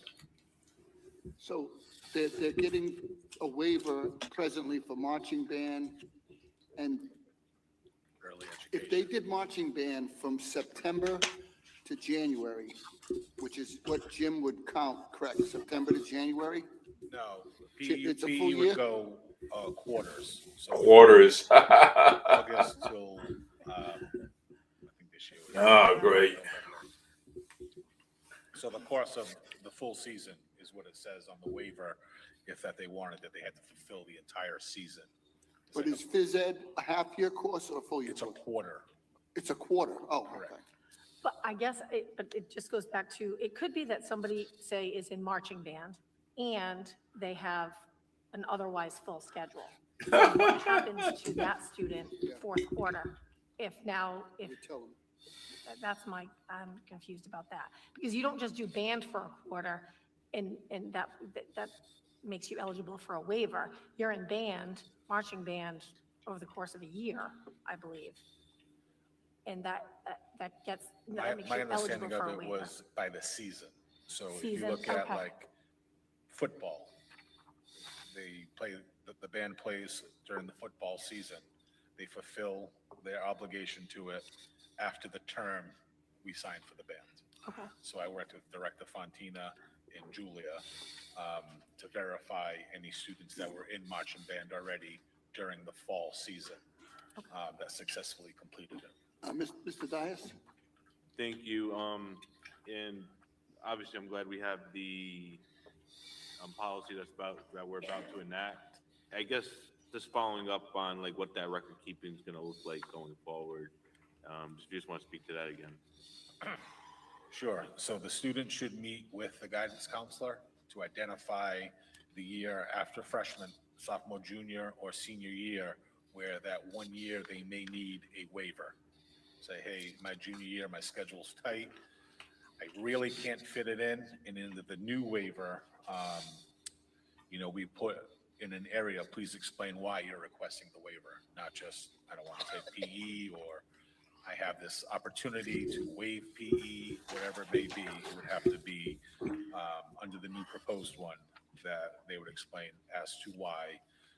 I would get it, meet with the guidance counselor, meet with the guidance department head and say, all right, we grant so-and-so a waiver for girls volleyball. We grant Kelly Gulia, our volleyball coach, girls volleyball credit. Who would keep the waivers? Is that going to guidance or you would? That would be me, yep. The guidance would generate them before the start of the season. Student signs it, parent signs it, counselor signs it. I have it up, yes. They give it to me. What I do is I upload them into a Google Sheet that's shared with all members of the guidance team. At the end of the season, I'd go to Mr. Buston or a secretary. She would verify that the students played. Mr. Buston would sign. She would also, or he, would get the coach to sign that they were a bona fide team member, that they met all the expectations, and then I would be the final signature. I keep it uploaded in a Google Sheet. Again, everybody has access to, and then I would email the counselor saying, Kelly Boulia, girls volleyball, earned a PE credit junior year. Thank you. Thank you, Ayub.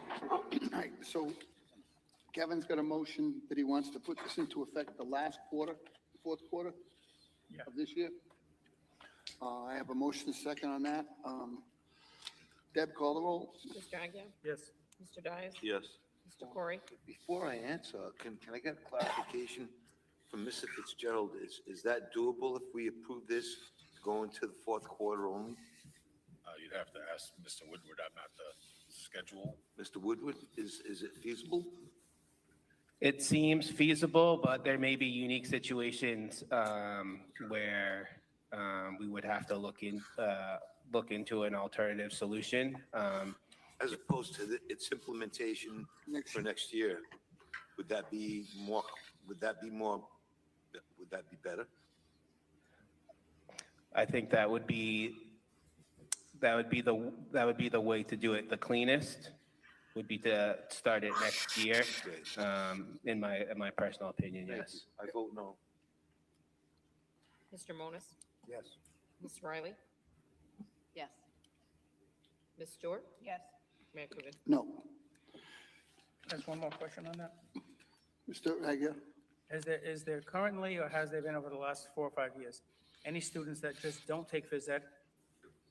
They just don't schedule it and then they just call it a day? In my 3 years coming up from the middle school, I've seen students that we've never seen in the field house.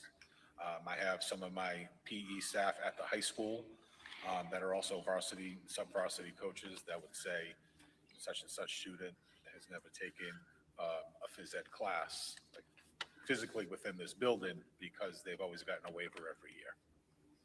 The exact number of that, I don't know. I guess the heartache that I'm having with it is I feel like they just didn't do any paperwork over the last 3 or 4 years and just willy-nilly. So that's my concern, is how do we do an audit of that and track that? So I asked for the information from the superintendent. I want to. Well, you do need an audit for everything. Hasn't been done right. I yield. You do need an audit for everything. Okay, so now we still have to vote on the. Motion approved? Yeah. There was a motion and There's a motion second. Deb, call the roll on 11 for the discussion and vote the updated phys ed waiver. Mr. Agia? Yes. Mr. Dias? Yes. Mr. Corey? Yes. Mr. Monas? Yes. Ms. Riley? Yes. Ms. Stewart? Yes. Mayor Coogan? Yes. 11.5, discussion and vote to approve the organization of committee meeting dates as presented by Kevin Agia. Mr. Agia. I think that we need to consider looking at it as a fresh start for the 2-year term. We've always traditionally met on Mondays. I think it makes sense to change that date to a Wednesday. At that point, we would have, being in the middle of the week, it would allow us to continue to get the agendas on a Friday. And we would have more time to try to drill down any questions and any backup information. It would also, I think, help when the meeting, if it did happen on a Wednesday, excuse me, that we would be much more efficient in our meetings. So I'd like to make a motion that we move our meetings from Mondays to Wednesdays. Second. Motion is second. The only person I'm concerned about at this time is Ms. Riley. What time could you get here on Wednesday? I can be here for 5. I For just 5? Yeah. So if we move them to 5 too? You mean the time? The time, go Wednesday at 5, give us an extra half hour. Yeah, it's fine with me. Okay. Wednesday at 5 is Mr. Aguilar's motion. I have a second. Deb, call the roll. Mr. Agia? Yes. Mr. Dias? Yes. Mr. Corey? Yep. Mr. Monas? Yes. Ms. Riley? Yes. Ms. Stewart? Yes. Mayor Coogan? Yes, same weekly schedule, second Wednesday of the month, 5 o'clock. 11/6. Huh? When is this taking? Next meeting? Okay, We'll just get a new updated schedule to the correct. committee. I'll just send it out. Okay, thanks, Deb. 11/6 is the second read and a vote to approve the superintendent's recommended budget priorities presented by Dr. Curley. So at a previous meeting in the fall, I presented the draft budget priorities for school year 27. I did not receive feedback at that time or any subsequent communication. So I don't know if anybody has any feedback or questions about what was presented. Anybody, Mr. Dias? I have questions on the backup. If I know you're looking for you're looking for feedback on the survey. I mean, I can take questions. It's on the priorities. That's what I was asking. Right. Can I ask the CFO to come up?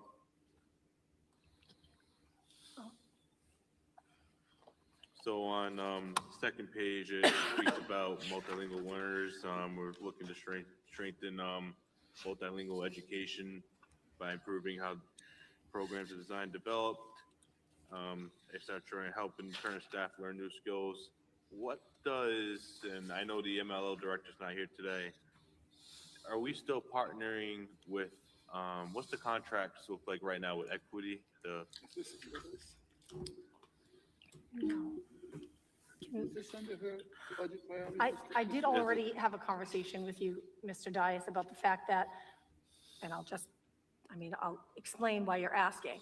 We hired a new MLL director. Oh. It is a person with whom we've previously contracted for consulting services and professional development for our ESL teachers.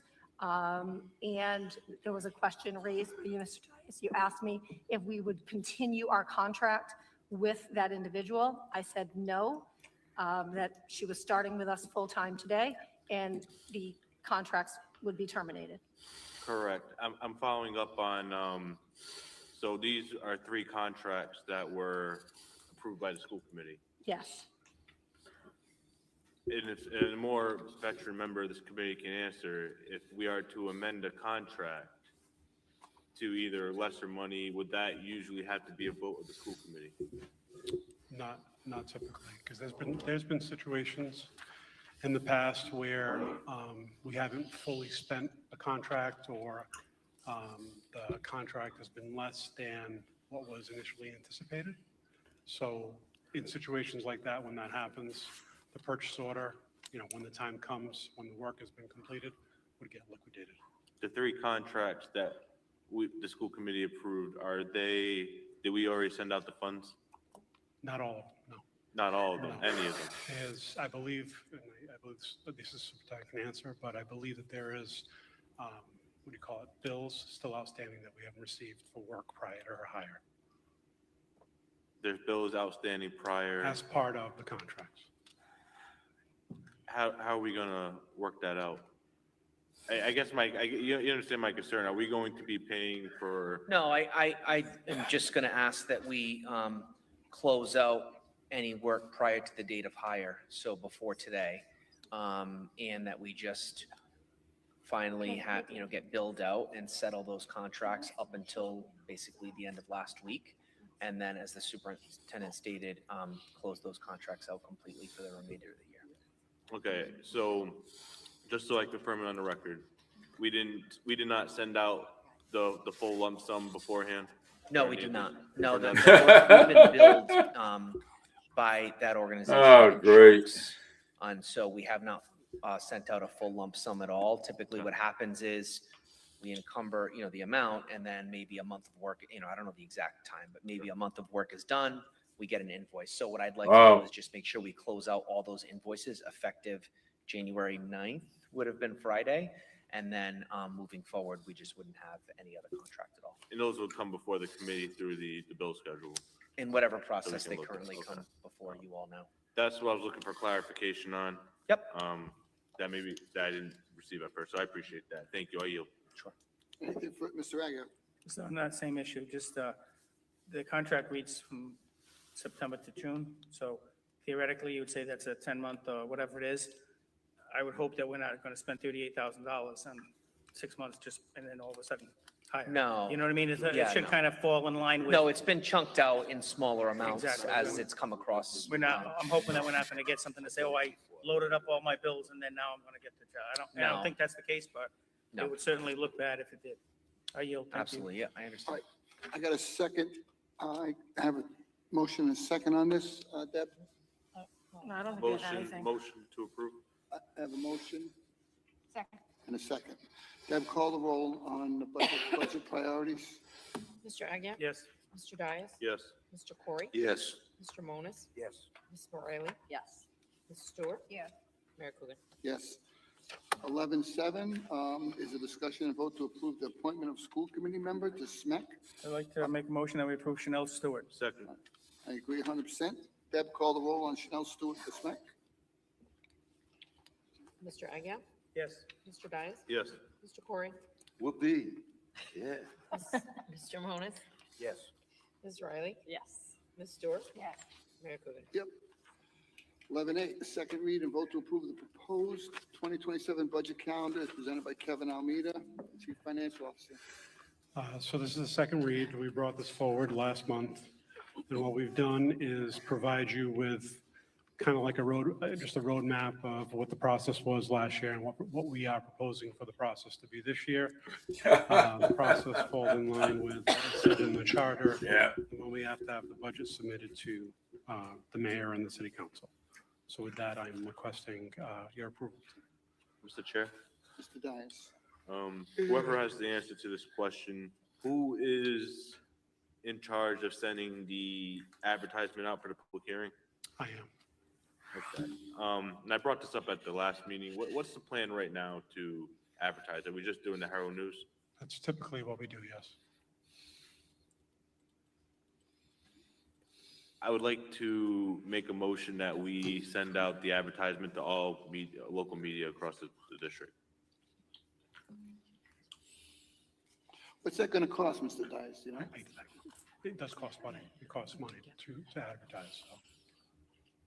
The actual dollar amount, I can get it to you for this week. It's probably like.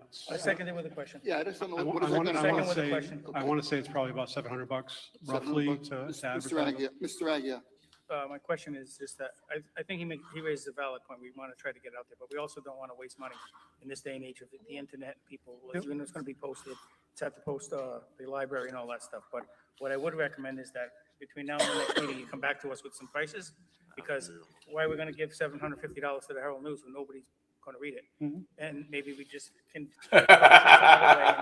whatever. Oh, Kevin, Whatever that's satisfies the the point. board for the least amount of money, as far as I'm concerned, because we could publish it in 6 different places and waste $3 grand. And I don't think we should be wasting that. I would draw my motion, but I still have a question. go ahead, Mr. Dias. I don't know if that has to be in the form of a motion. I don't know if, it doesn't really have much to do with the schedule. That's something that can be brought forward at the next meeting. We trust What's the- that? We have time. We're not advertising for months, right? No. So you no. can bring it back Okay. next month? Yeah. I'll make a motion to approve the schedule then. I have a motion, do I have a second? Second? I have a second, Mr. Agia. So on December 2025, it reads, administer principal department budget survey to develop priorities, goals for the budget. Can we please get copies of those? Thank you. Yes. Thank you. All right, Deb, can you call the roll on 11.8? Yep, they need copies of those. We'll make sure these are on Wednesdays, not on whatever date. some- Yeah, no, so what I typically do is I just put like week of Gotcha. for that, so whatever the day is, the day is. Perfect. Thank you. The school committee, what a mess. Mr. Agia? Yes. Mr. Dias? Yes. Mr. Corey? Yes. Mr. Monas? Yes. Ms. Riley? Yes. Ms. Stewart? Yes. Mayor Coogan? Yes. 11.9 is a discussion and vote to approve the second quarter transfers by Kevin Almeida, Chief Financial Officer. So this is the second quarter transfer, and what we are with this transfer, we're requesting the transfer of $521,000 to essentially go to 4 different cost centers, to Durfee for $190,000, for insurance for 200,000, for nursing for 100,000, and for Westall for 31,000. The funds are coming from Doran, RPA, Cuss, and Talbot. And so just because we have 3 new members, the format typically is I'll provide the document, which is the front page that provides the explanation of anything over $50,000 and why there was a savings or why a transfer is required. Behind that, I provide the details as to the accounts where the money is going to suffice to cover the transfer that is required. And the last section of the document is the year-to-date budget report, just so you can get a picture of what it was prior to the transfer happening. So this is the document in front of you. And with that, I'm asking for your approval tonight on the second quarter transfer. Any questions? Mr. Dias? I'm actually going to yield for my colleague. Thank you. I said, you don't Riley. look this way, Mr. Mayor. I know, I'm so, you know, we used to have a curve to the table, but now it's straight. I apologize. Ms. Riley? Mr. Almeida, when you do your memo, could you just add the reasoning behind having, so I'm just looking, the money is coming from Doran, RPA, Cuss, Talbot looks pretty self-explanatory. But why is there so much money available in salaries? Is it because positions weren't filled or positions were Correct. cut? You could just add that to your memo so we know Sure. how you were able to come up with those funds Sure. from those. Thank you. Anything else? Chair. Mr. Dias, how did I forget? Thank you. I just wanted to let some of my colleagues go first. Mr. Dias. So I think we do approve these and just speaking either with some colleagues and just has always been my philosophy. Of course, the school committee, one of our most important roles is the budget and controlling the budget and where the money goes. And I think, and I'm going to be as one member introducing, again, as the new policy chair as well, some fiscal controls that I believe will help with accountability and transparency. So I'd like to make a motion. One second. I'd like to make a motion that the school committee have monthly transfers and explanations be given on all accounts where a transfer is required over under 25,000. Second. Why are we doing that, Mr. Dias? We have more authority over the budget. That's a philosophical, my position. How bad is that, Mr. Almeida? It's the will of the committee. Mr. Dias's motion wants to go to monthly transfers. Like instead of by quarters, you want it by months, is what we're talking about, over 25,000. That's the motion second. Any further discussion? Ms. Riley? This is a small number of transfers, but since this is the first one I've seen, is this typical that you just have so few quarterly? I'm sorry? Is this a typical amount of transfers quarterly? It depends. It depends on it. It depends on the year. So what we've seen the last several years, and I'm sure you've seen in your district, we've had an exorbitant amount of positions that are vacant. And what's happened is we've hired a lot of positions through staffing agencies. And so we typically will cover the staffing agency from another cost center. And so typically those transfers end up happening because of that. So that's a big reason why. And then in other cases, it's just stuff that's unforeseen that happens, on a yearly basis. When you look at, $500,000 in transfers, while yes, it seems like a lot, it's in essence, it's 5 positions when you look at it in total. Right. Because positions are roughly, standard $80,000 to $90,000, so maybe 6 positions. So it's not a big transfer with a budget this size. So, but we've tried to stay to, so in the time that I've been here a while. We've done quarterly transfers. At one time I was doing monthly transfers. It's a lot of work. To do it monthly, it's a lot of work, but I'll do whatever the committee wants. It's fine. So I'll just say, so I do monthly transfers, but there's only like 2 or 3 every month. So I'm just thinking, is it more work or less work? You just have fewer transfers if you do it monthly? It would be in that sense, but it's preparing the documents every month. It's just, sometimes it's a little something, that's all. Gotcha.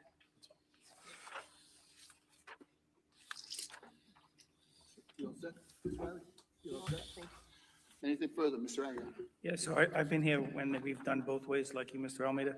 So one of the concerns that I have and why I seconded this is the last quarter is what really gets me, is that we don't necessarily on a monthly basis know where there's available funds and the like. So if you asked me, and I think I do a pretty good job of paying attention to the budget. If you asked me last month, which schools had this type of savings, I couldn't tell you because we don't get that report. And if I was to say right now, are these the only schools that have that savings? I know that that's not the case. So if we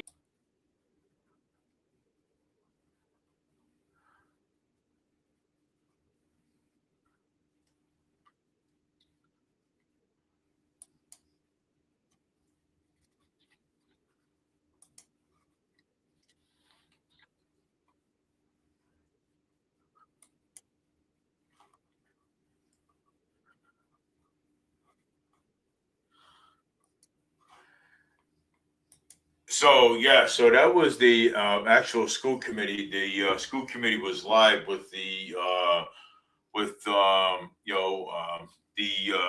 Bobby Kudo show. So I decided to actually put it live, but I didn't want to waste all that time on what was what's going on in the school committee. But I really want to focus on some attention on Madani. The newly elected mayor of Fall River. Now they actually want to recall him from office. Over 7,000 New Yorkers want to recall him from office, but but more on that story from New York City. 7,000. I mean, that's basically a lot. So, but I also want to focus my attention, on the what's going on, and let's see. I might get to YouTube and look for some interesting things.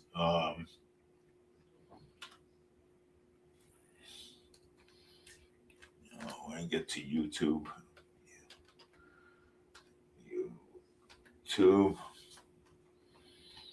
and I want to getting to some interesting things that are really happening here. So I don't know what's going on, but let's see here. Well, let me see. Brutal regime.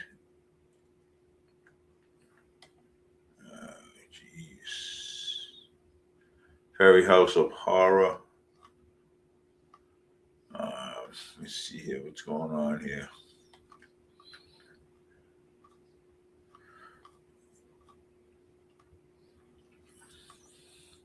But I also do know that for what was told to me earlier, that Venezuela,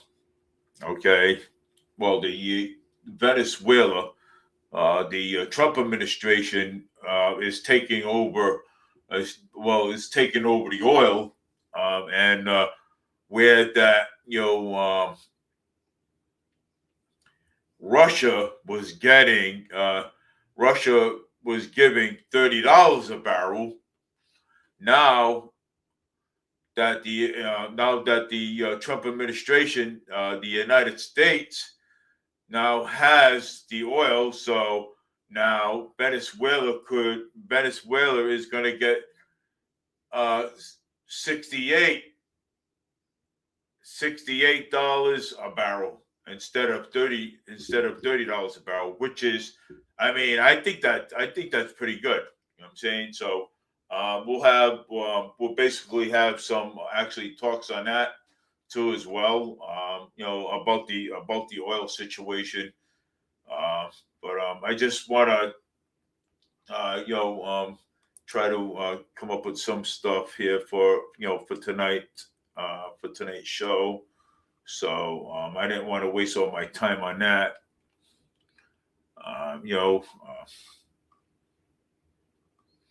But all I know is that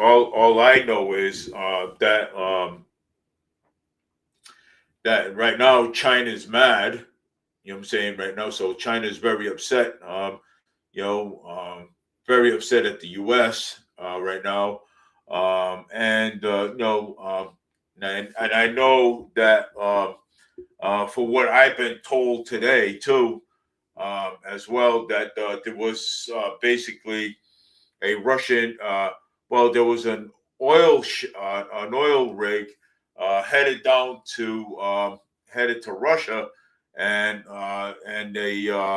it was intercepted.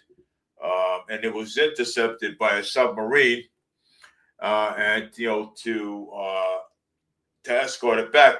Vladimir Putin said, that he told Trump, he says, please don't touch my boat, my oil boat. You know what I'm saying, please.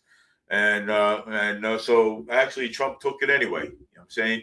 So I mean, so now that's gone. So now you got Russia. And then you got China mad at the U.S. So I just wanted to actually let you guys know about that. Let me see. I'm trying to find something here. Now what's going on here?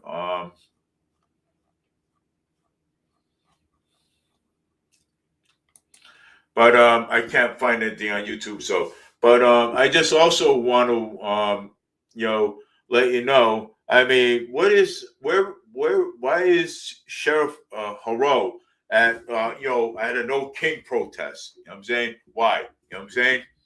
I mean, at a No King protest.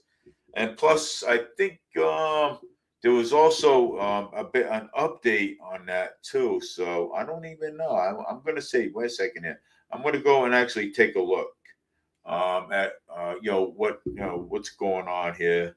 So I'm going to actually take a look at that. I'm going to try to find it because I know it's here somewhere. Let me see here. Oh yeah, yep. So there was an update. Let's see here. All right. So yes. So there was an update on the rally. Would any anti-law enforcement protests be with Bristol County, his very own cosplay revelatory Sheriff Paul Walnut Haro.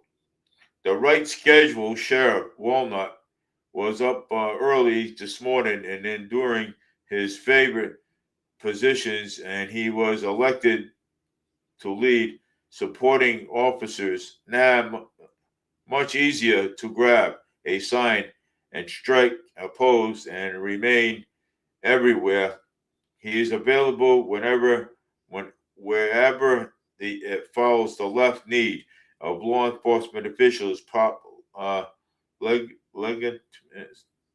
mean, where is it? Well, I mean, why is he at this No King protest? You know what I'm saying? I just don't get it. I don't get why is this guy at this No King protest? You know what I'm saying? I mean, this guy, I don't know. I mean, this guy is something else. Okay. I mean, he says, oh, all these, I mean, this guy's not really doing his job the way he's supposed to be doing it. You know what I'm saying? He's not. So, I mean, it's like so ridiculous already, I mean, for all the stuff that's going on. I mean, people got rid of Sheriff Hodson and got this guy in here. You know what I'm saying? So why is Sheriff Hart? I mean, you guys got rid of Sheriff Hodson, but this guy here is at a No King protest. Okay, what for? What's the purpose? Okay, he is supposed to. Okay, he is supposed to run the sheriff's department. Okay, he is a sheriff. Run the sheriff department. Why is he at No King protest? I don't get it. But you know what? What they're doing is they're calling him. I mean, come on, man. You know, you got to do your job for the people, and this is why the taxpayers pay you to do. Okay, all right. This is why Sheriff Perot was elected, so that way he can do his job. Okay, there might be not some No King protest. Okay, I mean, come on, you know what I'm saying? Are you serious being at a No King protest? So I mean, this is like so ridiculous already.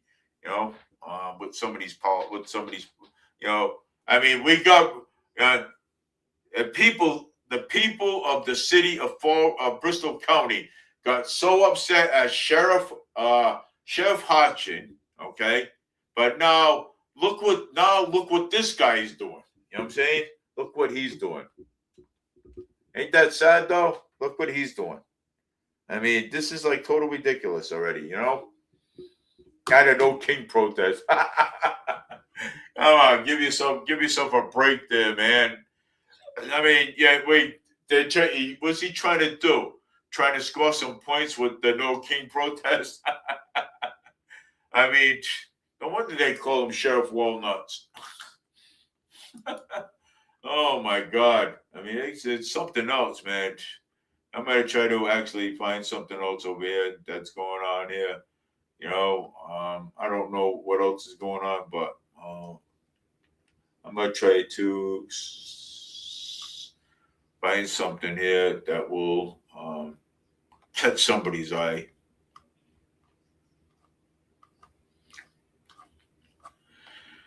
Yeah, I mean, it's total ridiculous. You know what I'm saying? It is. Why would he be at that? You know, No King protest. I want to talk about the strike in Syria too. Yeah. So the let's see.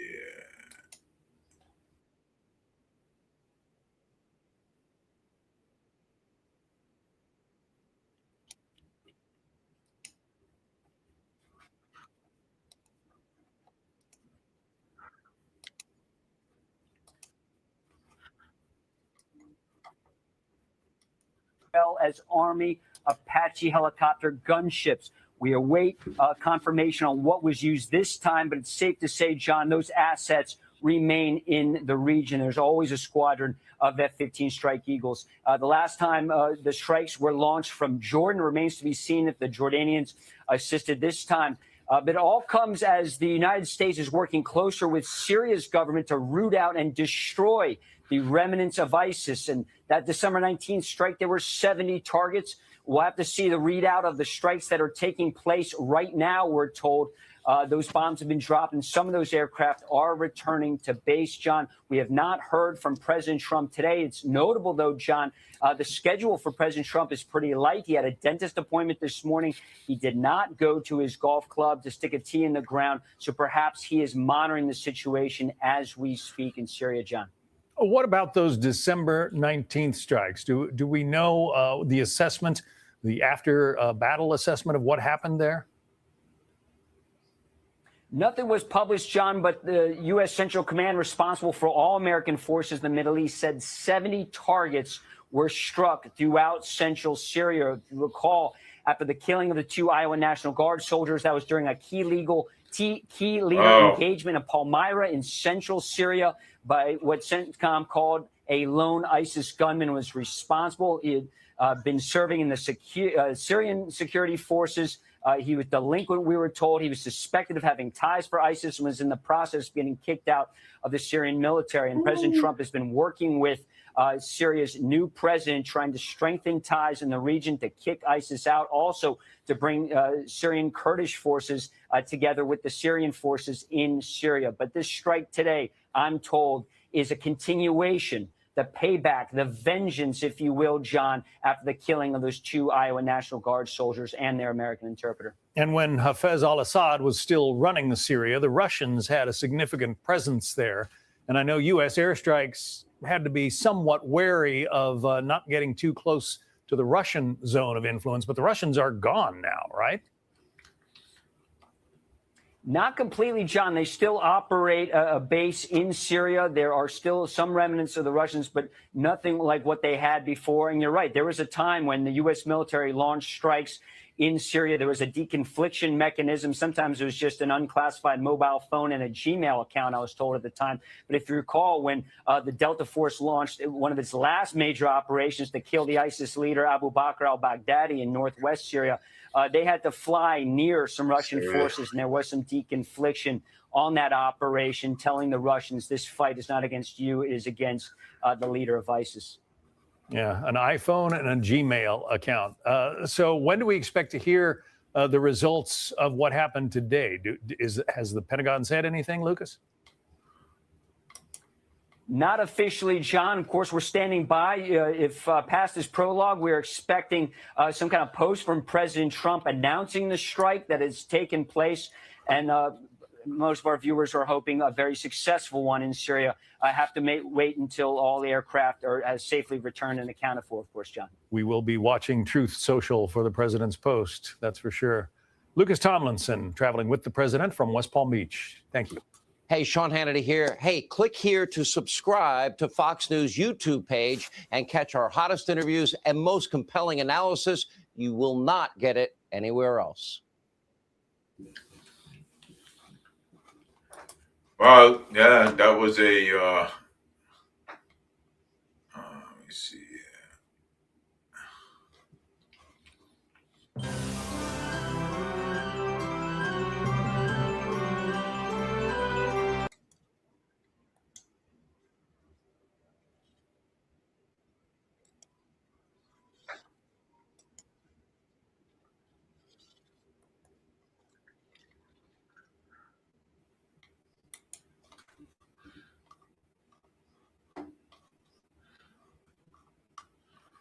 All right. All right, so that's basically done. Trying to...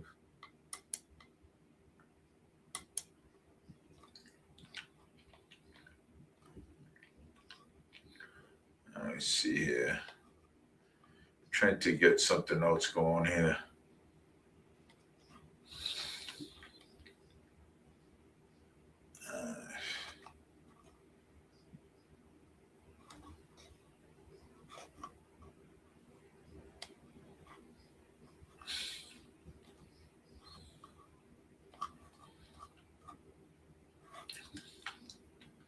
The process turned by.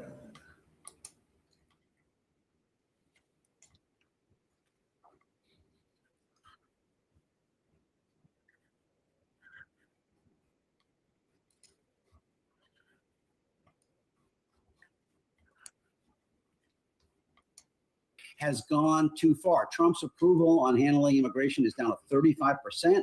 In Gallup polling, it isn't quite that low in some others, but it is at majority disapproval. So I suspect that whatever level of people we see in the street, the direction they are heading on the way they are trying to deal with this problem in the interior of the country, this kind of mass militarized presence in big cities, is on a trajectory to have declining public support. I just want to dig into that a bit more because, as you say, even before the shooting, polls were already showing a split on immigration enforcement.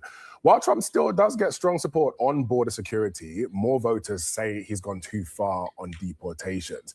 How significant do you think this split is for the White House, though? Well, I mean, that really is the question. I mean, we are, you know, the amazing thing and the kind of the ominous thing to think about is if you kind of look at how much strain and tension, economic social, political, 16 shootings, I believe, by ICE in enforcement operations. in No, this it first ain't. That's year. all false And we are propaganda only stuff, at the man. very beginning of what they have in mind. I mean, they're, God, these people, man, they throw. I'll tell you though, CNN throws so much bull out there, man. It's not funny. God. Oh my God, CNN again, starting their nonsense and throwing all kinds of propaganda out there, like always. I mean, come on, man, jeez.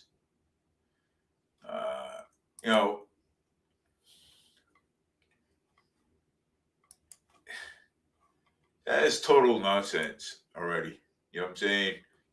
With all that propaganda stuff going on, with CNN. Oh, Lord have mercy. Let's see what else is going on here.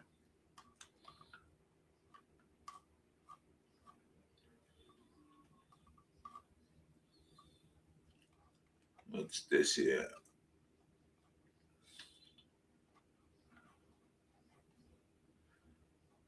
Yeah, well, I know that Madani was. I mean, why? I mean, so you got some of these protesters out here. I mean, hands off Venezuela. Why hands off Venezuela? You know what I'm saying? Venezuela's been on a dictatorship for Why hands off of Venezuela? Venezuela's been on a dictatorship for almost 27 years. Okay. And, and I think, it's about time that Venezuela become free. You know what I'm saying? Hey, look, we confiscated the oil. Okay. We confiscated the oil, right? So we did that. And now look at, instead of Venezuela getting $30 a barrel, right? They're getting at least $68 a barrel. So Venezuela is getting a little bit more than Russia was actually giving, Venezuela. Come on. So now the new president of Venezuela, okay, so is cooperating with the United States. So that way, it's a win-win situation. It's win-win. All right. So the United States, we take our cut, okay, and we give this we give the 68 to Venezuela. So actually, let me tell you something. Venezuela right now and Cuba, they are making out really good with the oil right now. Okay, we're making out with it. They're making out good, and Cuba's also making out. Okay, why should other state? Why should Venezuela get $30? Why should Venezuela get $30 a barrel when they can get $68 a barrel? Okay, that makes sense, right?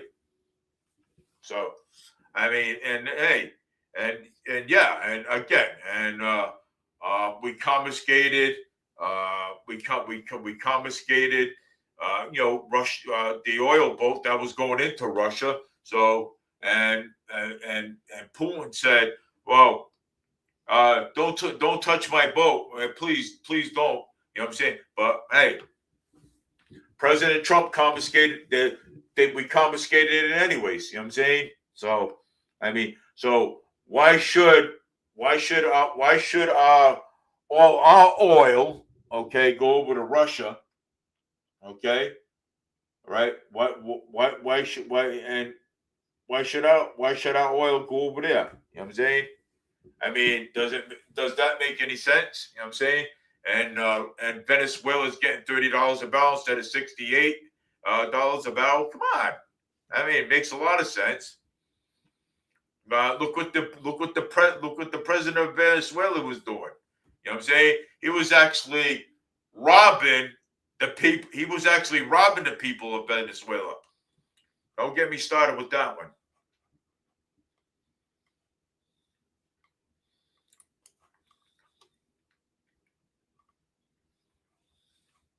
Live coverage on Mob Storm.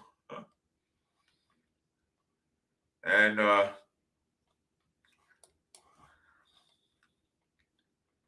look at the now look at the other one, okay? With Madani, okay? Like I spoke to you about Madani. Madani, 70,000 people of New York wants to recall. He wants to recall Madani from mayor. So, I mean, because look at actually what he's doing. You know what I'm saying? I mean, it's ridiculous already. You know, but like I said, I apologize. Eric did not come on. The other guy had to work. He didn't know that he had to work, and I should have put Annalisa back on. But let's see what else is going on here. Latest news. I'll play some videos. Latest news on videos. Stuff,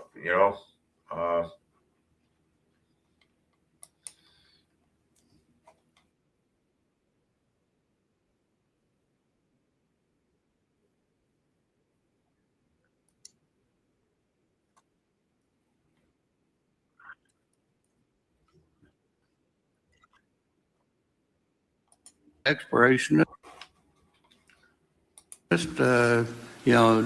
Everybody has that in their blood, and it is a very exciting country and a lot of reserves, and so it's got its challenges, and the industry knows how to handle that, and like Darren said, you go in with your eyes open and do the best you can with the team you got.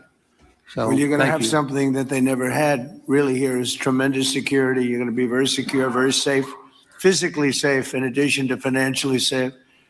So it's good to see you, Harold. Thank you very much. Does anybody have anything to say before we get to the press? What does Cuba have to do to avoid the same fate as Venezuela? What does Cuba have to Well, Cuba's in bad shape. Cuba relied on Venezuela for oil and for money. And nobody really knows what's going to happen with Cuba. They're doing very poorly. They're really third world all the way. And we have a lot of great Cuban Americans. And I would say Marco fits very solidly into that category. And I might ask you to say a few words about, we were discussing it before, Cuba is a very different, they don't have energy, they don't have oil, but they would live off of the oil from Venezuela. And what they do have is very strong people. And very powerful people militarily, and they would protect the people running Venezuela, and they would take in a lot of money from Venezuela. Now they don't have that. They won't be taking in any money. So, Marco, what do you think? Well, I mean, the fundamental problem in Cuba is that it's run by incompetent people that don't know what an economy looks like, much less a functioning one. They've made a choice, and that is they would rather have political control over the people than they would have an economy that functions. And they've gotten away with it for 60-something years because they've had donors, the Soviet Union, and now most recently Venezuela. But that's now gone. So the people in control in Cuba have a choice to make. They can either have a real country with a real economy where their people can prosper, or they can continue with their failing dictatorship that's going to lead to systemic and societal collapse.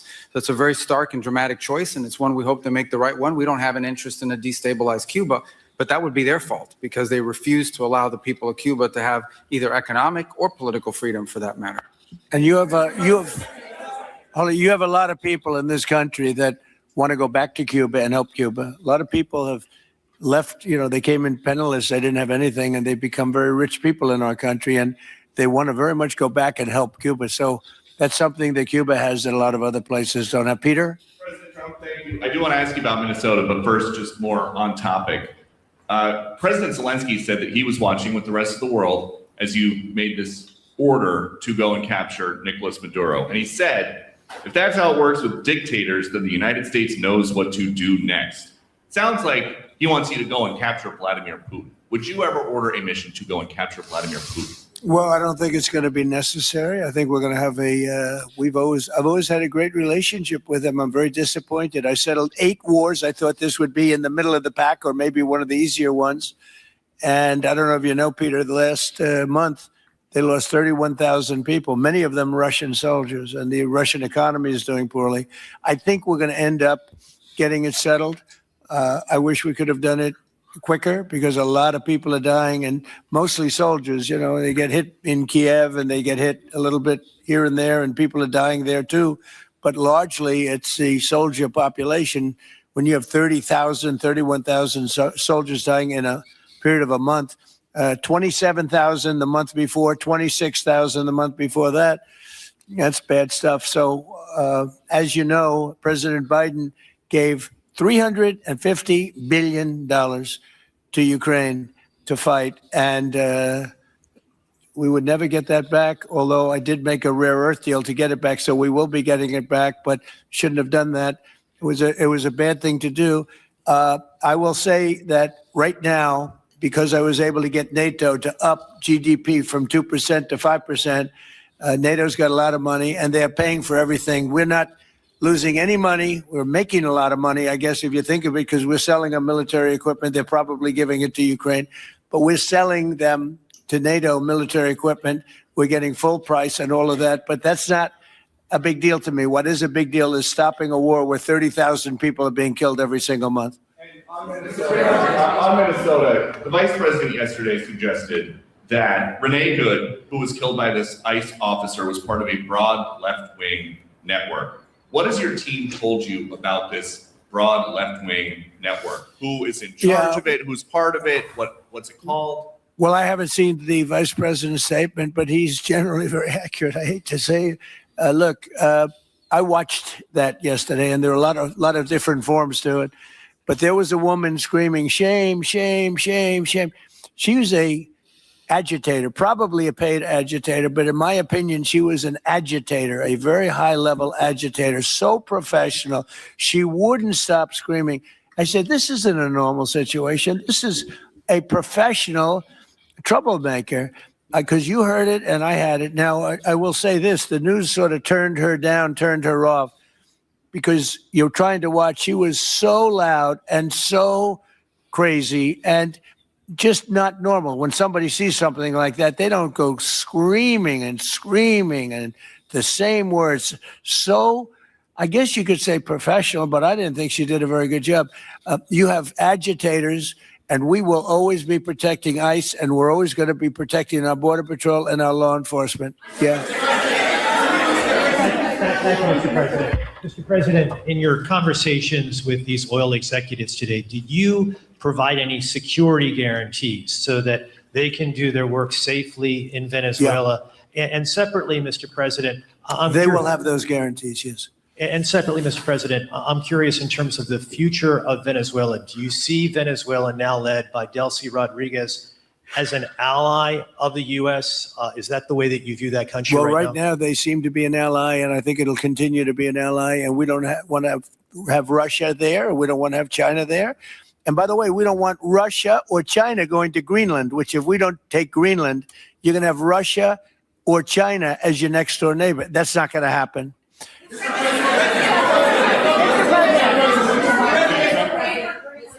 The white. Mr. President, thank you. You just said that these companies would have security guarantees if they go in on the ground in Venezuela. They will have. And what is your plan there actually for these companies and those Americans who are going to be on the ground working for these companies? Well, there are going to be Americans. I assume they're going to be using a lot of Americans, but they're going to be using a lot of people from Venezuela and other places, I would imagine. But I would think that mostly they'll be using Venezuelan workers. They have a lot of great workers. They have a very high unemployment rate, and they have workers that are very familiar with taking oil out of the ground. Yeah. How long do you think the Ayatollah will be in power after what we've seen play out on the ground there? When is the U.S. going to get involved now that reports of protesters being killed on the ground? So Iran's in big trouble. It looks to me that the people are taking over certain cities that nobody thought were really possible just a few weeks ago. We're watching the situation very carefully. I've made the statement very strongly that if they start killing people like they have in the past, we will get involved. We'll be hitting them very hard where it hurts. And that doesn't mean boots on the ground, but it means hitting them very, very hard where it hurts. So we don't want that to happen. There have been cases like this where President Obama totally backed down. But this is something pretty incredible that's happening in Iran. It's an amazing thing to watch. They've done a bad job. They've treated their people very badly, and now they're being paid back. So let's see what happens. We're watching it. We're watching it very closely. Go ahead, please. Yes, go ahead. Thank you so much, Mr. President. Do you have any comments in reaction to the recent attacks by the Syrian government alignment groups against US-backed Kurdish forces in Aleppo, Syria, which killed dozens of civilians and displacing many families? Does your administration bring peace between the Kurds and the Syrian government? I want to see peace. Yes, I do. The Kurds and the Syrian government, we get along with both, as you know very well. They have been natural enemies over the years, but we get along both. And we want to see Syria succeed. And so far, I think they are succeeding, but this is just breaking out, and we want to see that stopped. Go ahead, please. You're meeting with the president of Colombia, Gustavo Petro, in a few weeks. Do you hope this meeting with Gustavo Petro marks a new chapter, a new beginning in the benefit of the Yes, you U.S. said and Colombia what country? relations? What country? Colombia, with the president of Colombia, Gustavo Yes, Petro. I had a very good talk with him yesterday, and he's been very hostile to us and to the nation and to me. Called me a dictator and lots of other things. Called Biden some terrible names, far worse than he called me. But he called yesterday through people, and he wants to meet, and that's fine with me. I've made up with people also, you know. So we're going to have a meeting with him. We had a very good conversation. The people of Colombia are incredible people. Marco would know that better than anybody because he's married to a woman from Colombia. And I don't mean Columbia University. That would be, I'm not sure. I think I like Colombia, the country, better, if you want to know the truth. The people, hold it. The people are great people. I look forward to meeting with them. We're going to meet in the very near future.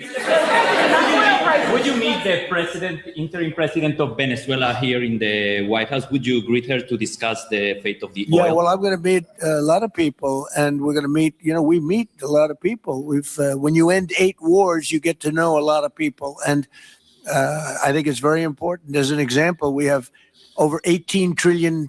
Think of it, $18 trillion coming into our country. A lot of that's coming in from foreign countries like Saudi Arabia and Qatar and UAE and others. And I get to meet a lot of people, but I will be meeting with various representatives of Venezuela probably pretty soon. We haven't set that up. But the relationship that we have with the people that are currently running Venezuela is very good. We also have a young lady that received the Nobel Peace Prize. She's going to come in and pay her regards to our country, really, to me. But, I'm a representative of the country, nothing else. And she's coming in sometime next week, I think Tuesday or Wednesday. And we'll see how that is. But no, we're dealing with the people from Venezuela. We're dealing with them very well. I think they've been very smart in the way they've dealt with us, frankly, because that whole place could have been obliterated with one more strike, and we didn't want to do that. Thank you so much. I have a question for you on Minneapolis, but on Venezuela and your meeting with Machado next week. If she gives you her Nobel Peace Prize, will that change your view about her running that country? Well, I have to speak to her. I'm going to have to speak to her. She might be involved in some aspect of it. I will have to speak to her. I think it's very nice that she wants to come in, and that's what I understand the reason is, because Norway is very embarrassed by what took place. They're getting decimated. Look, whether people like Trump or don't like Trump, I settled 8 wars, big ones, some going on for 36 years, 32 years, 31 years, 28 years, 25 years, some just getting ready to start, like India and Pakistan, where already 8 jets were shot out of the air. And I got it done in rapid order without nuclear weapons. I can't think of anybody in history that should get the Nobel Prize more than me. And I don't want to be bragging, but nobody else settled wars. Obama got the Nobel Prize. He had no idea why. He still has no idea. He walks around, he says, I got the Nobel Prize. Why did he get a Nobel Prize? He got it almost immediately upon attaining office, and he didn't do anything, and he was a bad president. So, I mean, you should get the Nobel Prize for every war you stopped. These were major wars. These were wars that nobody thought could be stopped. President Putin called me and he said about 2 of the wars that he's been trying to stop them for 10 years. He wasn't able to do it. He couldn't believe it. So in theory, you should get the Nobel Prize for every war you stopped. Every one of them was major. But I don't care about that. What I care about is saving lives. I've saved tens of millions of lives. You know, the Prime Minister of Pakistan came here and he made a very public statement. He said that President Trump saved minimum 10 million lives having to do with Pakistan and India, and that was going to be raging. So, you know, but I'm honored that she's coming here. I look forward to meeting her, yes. And I'm Minneapolis, Go ahead. On Minneapolis, Mr. President, I have a follow-up for you. The state officials there have said that the FBI is not sharing evidence with them. Typically, they would conduct a joint investigation, as you know. Do you believe that the FBI should be sharing evidence with state officials in Minnesota? Well, normally I would, but they're crooked officials. I mean, Minneapolis and Minnesota, what a beautiful place, but it's being destroyed. It's got an incompetent governor, fool. I mean, he's a stupid person. And it looks like the number could be $19 billion stolen from a lot of people, but largely people from Somalia. They buy their vote. They vote in a group. They buy their vote. They sell more Mercedes-Benzes in that area than almost. Can you imagine? You come over with no money, and then shortly thereafter, you're driving a Mercedes-Benz. The whole thing is ridiculous. So they're very corrupt people. It's a very corrupt state. I feel that I won Minnesota. I think I won it all 3 times. Nobody's won it since Richard Nixon won it many, many years ago. I won it all 3 times, in my opinion. And it's a corrupt state, a corrupt voting state. And the Republicans ought to get smart and demand on voter ID. They ought to demand maybe same-day voting and all of the other things that you have to have a safe election. But I won Minnesota 3 times, and I didn't get credit for it. I did so well in that state every time. The people were crying.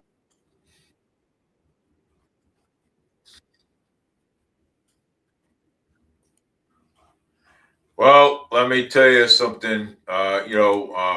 Minnesota, yeah. I mean, Minnesota, that is a crooked state. Okay, so I mean, look who ran that state. Look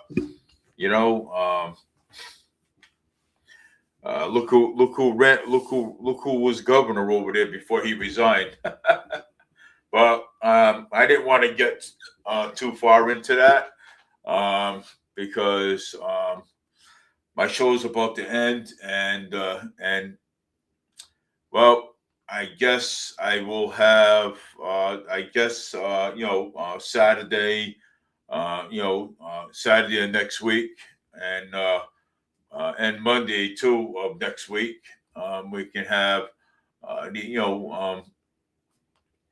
these people to come on, Eric and James Kilgus to come back on the show again. But hey, I want to thank whoever was watching my show, and and I played some some school committee. I'm saying I played a couple of videos on the federal and stuff. So, but I just want to let everybody know, have a great night. And I'll see you on Saturday and Monday again. All right? Take care, everybody. Have a great night. Bye now. This is Dave B. for Media News.